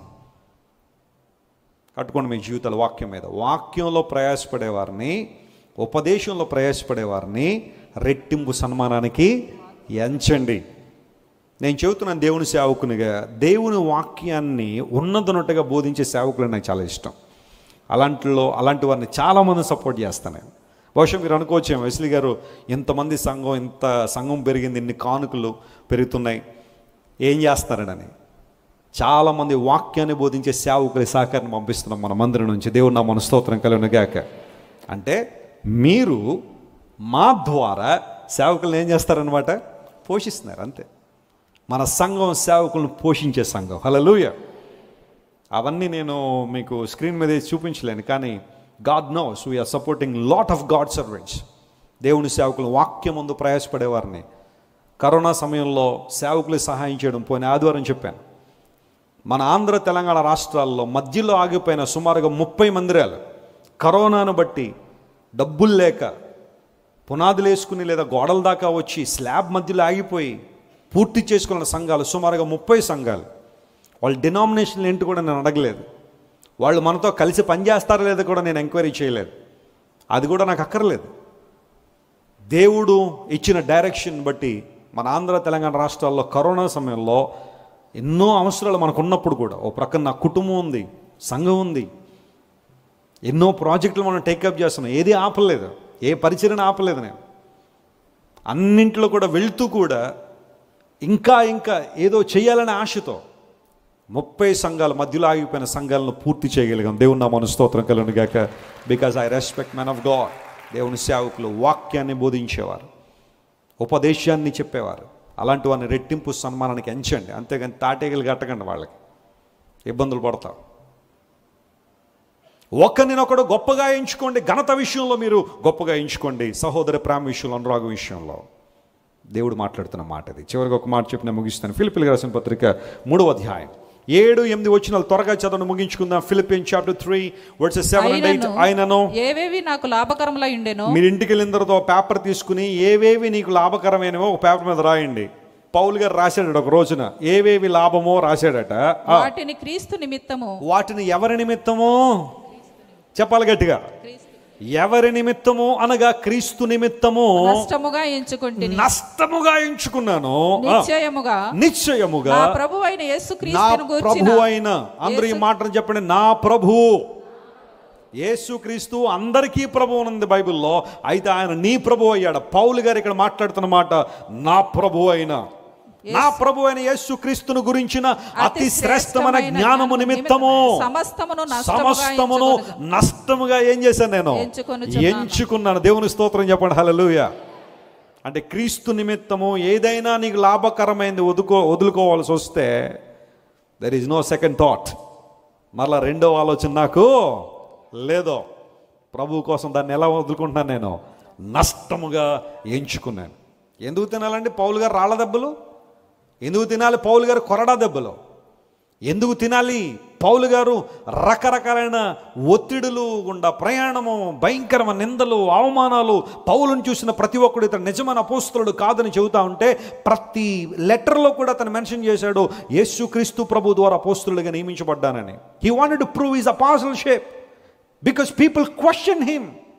పౌలును ప్రశ్నించారు, నీ పిలుపు సరైంది కాదన్నారు, నీ సేవ సరైంది కాదన్నారు. పౌలును చాలా ప్రాంతాల్లో ఇబ్బందులకు గురి చేసిన వాళ్ళు, ప్రాముఖ్యంగా బయట వాళ్ళ సంగతి అలా పెట్టండి, పౌలును అత్యధిక శ్రమలకు గురి చేసింది తన స్వజాతే. యూదులైన వారు క్రియేట్ చేసిన ప్రాబ్లమ్స్ అన్యులను కూడా రెచ్చగొట్టి పౌలు గారిని ఇబ్బందులకు నెట్టేశారు. అలాంటి సందర్భంలో కూడా పౌలు సహనంతో సువార్త ప్రకటించి క్రీస్తు కొరకు నాకు ఏవేవి లాభకరములుగా ఉన్నాయో అవన్నీ ఎలా ఎంచుకున్నాను, నేను నష్టంగా ఎంచుకున్నాను. ఆదివారం దేవుని మందిరానికి వెళ్లకుండా ఉండడానికి ఎవరైనా నీకు 5,000 ఇచ్చారనుకోండి, ఏది ప్రియముగా ఎంచుతావు నువ్వు? 5,000 దేవుని మందిరమా? అది మీకే వదిలేస్తున్నా, మీ విజ్ఞతకి. క్రీస్తు కొరకు ఏదైనా నష్టపోవాల్సి వస్తే సిద్ధంగా ఉన్నావా నష్టపోవడానికి? చాలామంది నో అండి, నాకు అది కావాలి, ఇది కావాలి, అవ్వ కావాలి, బోవ కావాలన్నట్టుగా, లోకం కావాలి, దేవుడు కావాలి, స్నేహితులు కావాలి, యేసుప్రభు కావాలి, మందు పార్టీ కావాలి, దేవుని మందిరంలో బల్ల కూడా కావాలి మనకి.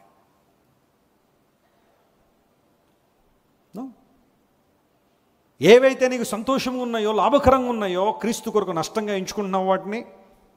అలాంటి అనుభవం నీలో ఉందా?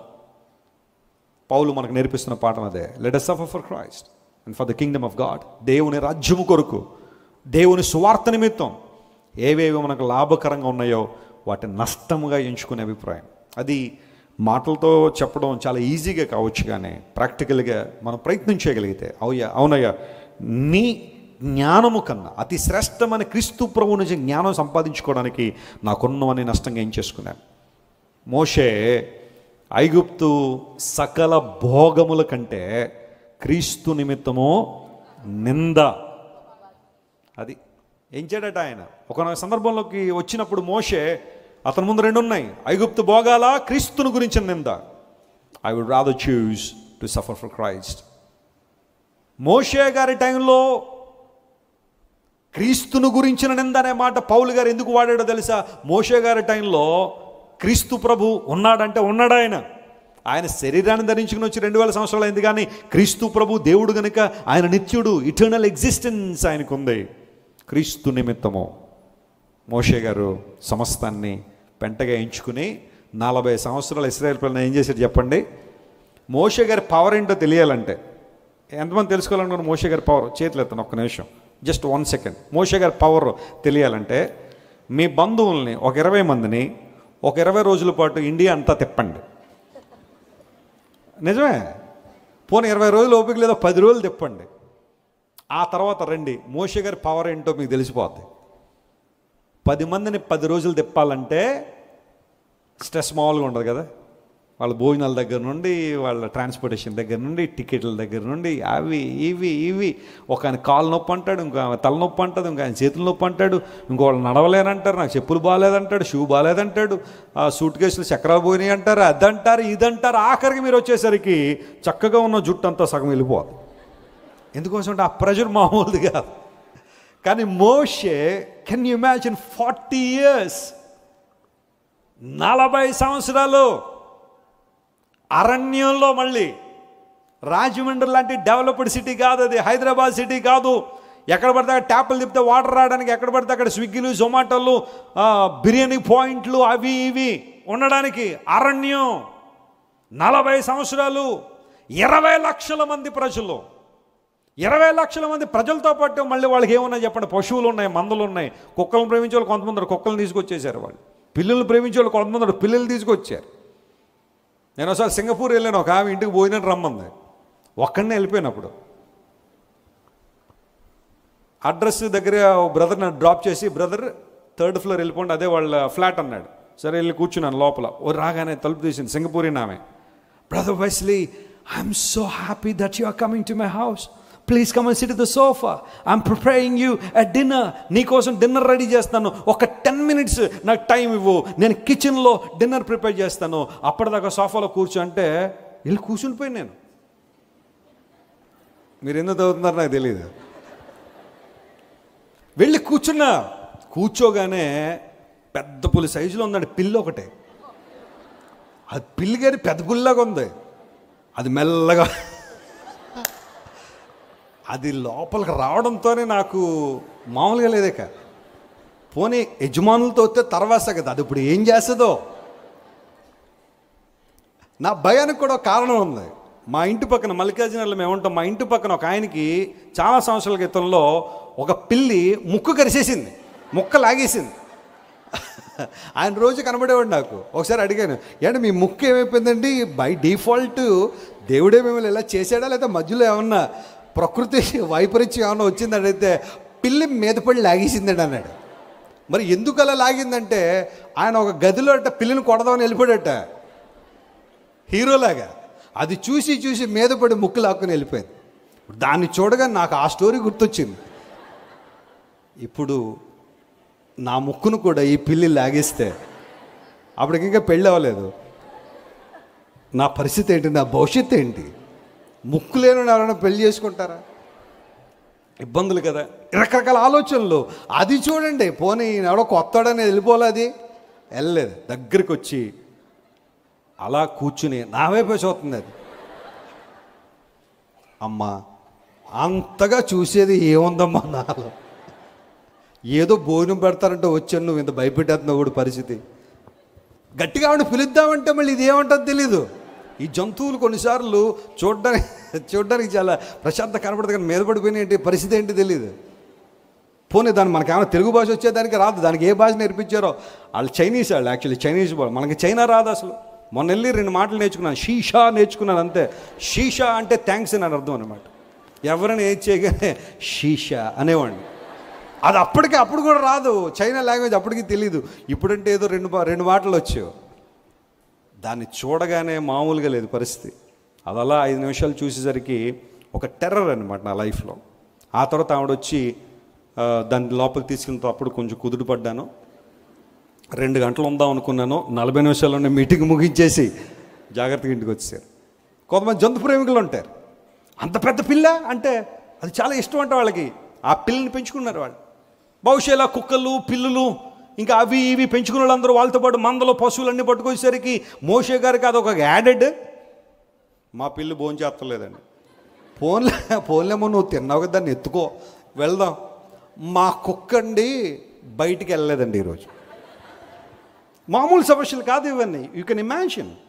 పశువులు ఇవి అవి ఇవి అని మొత్తం 40 సంవత్సరాలు మోషే అరణ్యంలో నడిపించగలిగాడంటే అందును బట్టి చరిత్రకారులు చెబుతున్న మాట నేను చెబుతున్నాను కదా. Moses is the best leader. ప్రపంచంలో లీడర్, నాయకుడు అనే పేరు పెట్టాలంటే బైబిల్లో ఉన్న మోషేకే పెట్టాలన్నారు. గట్టిగా చెప్పలు కూడా దేవుని నామమున పరిశుద్ధుడు.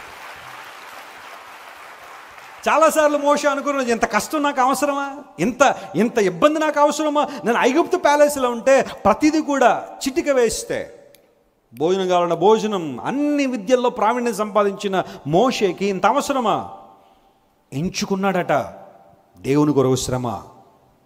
లోకభోగాలు అనుభవించడం కన్నా యేసయ్య కోసం శ్రమ పడడం, ఎంచుకోవడం ఎవరైతే నేర్చుకుంటారో, పౌలు భక్తుడు అదే నేర్చుకున్నాడు, మోషే గారు అదే నేర్చుకున్నాడు. You take anybody in the Bible, they have chosen, they have counted the suffering as a great blessing. ఆ సమస్యను, ఆ ఇబ్బందిని గొప్ప ఆశీర్వాదాలు మార్చుకున్నారు. ఇలాంటి అనుభవంలో మనం ఎదుగుదామా? ఆయన మనల్ని నీతిమంతులుగా ఎంచాడు గనుక చెప్పండి, మనం ఏం చేయాలా? స్వాభిప్రాయము కన్నా దేవుని మాటను ఎక్కువగా ఎంచాలి. సత్యమును సమాధానమును ప్రియముగా ఎంచాలి. యెరూషలేమును హెచ్చుగా ఎంచకపోతే నా నాలుక నా అంగిలికి అంటుకుపోవద్దన్నాడు. ఆ తర్వాత ఘనత విషయంలో ఒకరినొకడు గొప్పగా ఎంచండి. చివరిలో క్రీస్తు కొరకు సమస్తమును నష్టముగా ఎంచుకున్న పౌలు మనకు నేర్పించే పాఠం, ప్రభు కన్నా ఏది మనకు ప్రాముఖ్యత. కళ్ళు మూసుకొని ప్రార్థన చేసుకుందాం. Everybody close your eyes. I would like to pray for you. దేవుడు చేసిన గొప్ప కార్యాలను జ్ఞాపకం చేసుకుని, అబ్రహాము దేవుని నమ్మాడు, అది అతనికి నీతిగా ఎంచబడింది. ఈరోజు మన జీవితాల్లో దేవునికి సంబంధించిన విషయాల్లో నమ్మిక ఉంచినప్పుడు దేవుడు మనల్ని నీతిమంతులుగా ఎంచుతున్నాడు. మనలో ఏ ఒక్కరూ కూడా నీతిమంతులుగా ఎంచబడడానికి అర్హత లేని వాళ్ళమే, కానీ దేవుడి యొక్క మార్గాన్ని మనకు ఉపదేశించి, మీరు నన్ను నమ్మండి చాలు, నేను మిమ్మల్ని నీతిమంతులుగా ఎంచుతున్నానని దేవుడు ఎంచాడు. గనుకనే దేవుని బిడ్డలుగా మనందరం కూడా మన సొంత అభిప్రాయాల కన్నా, మన సొంత ఆలోచనల కన్నా సత్యమును సమాధానమును ప్రియముగా మనం ఎంచగలిగితే అంతకన్నా ఆశీర్వాదం మనకు. అందరూ ప్రార్థించి, ఒక్క నిమిషం మీకు టైం ఇస్తున్నాను, త్వరగా ప్రార్థించేయండి. ప్రభువా, పౌలు భక్తుని యొక్క ఉదాహరణ మా ముందుకు తీసుకొచ్చారు. యేసుక్రీస్తును గురించిన అతి శ్రేష్టమైన జ్ఞానము నిమిత్తము నాకేవేవి లాభకరముగా ఉన్నాయో అవన్నీ పెంటతో సమానంగా ఎంచుకున్నాను. ప్రభు కొరకు ఏదైనా నష్టపోవాల్సి వస్తే సిద్ధంగా ఉన్నావా? ఏవేవి లాభకరమో లోకానుసారంగా వాటిని ప్రభు కోసం విడిచిపెట్టగలవా? దేవుడు మాట్లాడుతున్నాడు.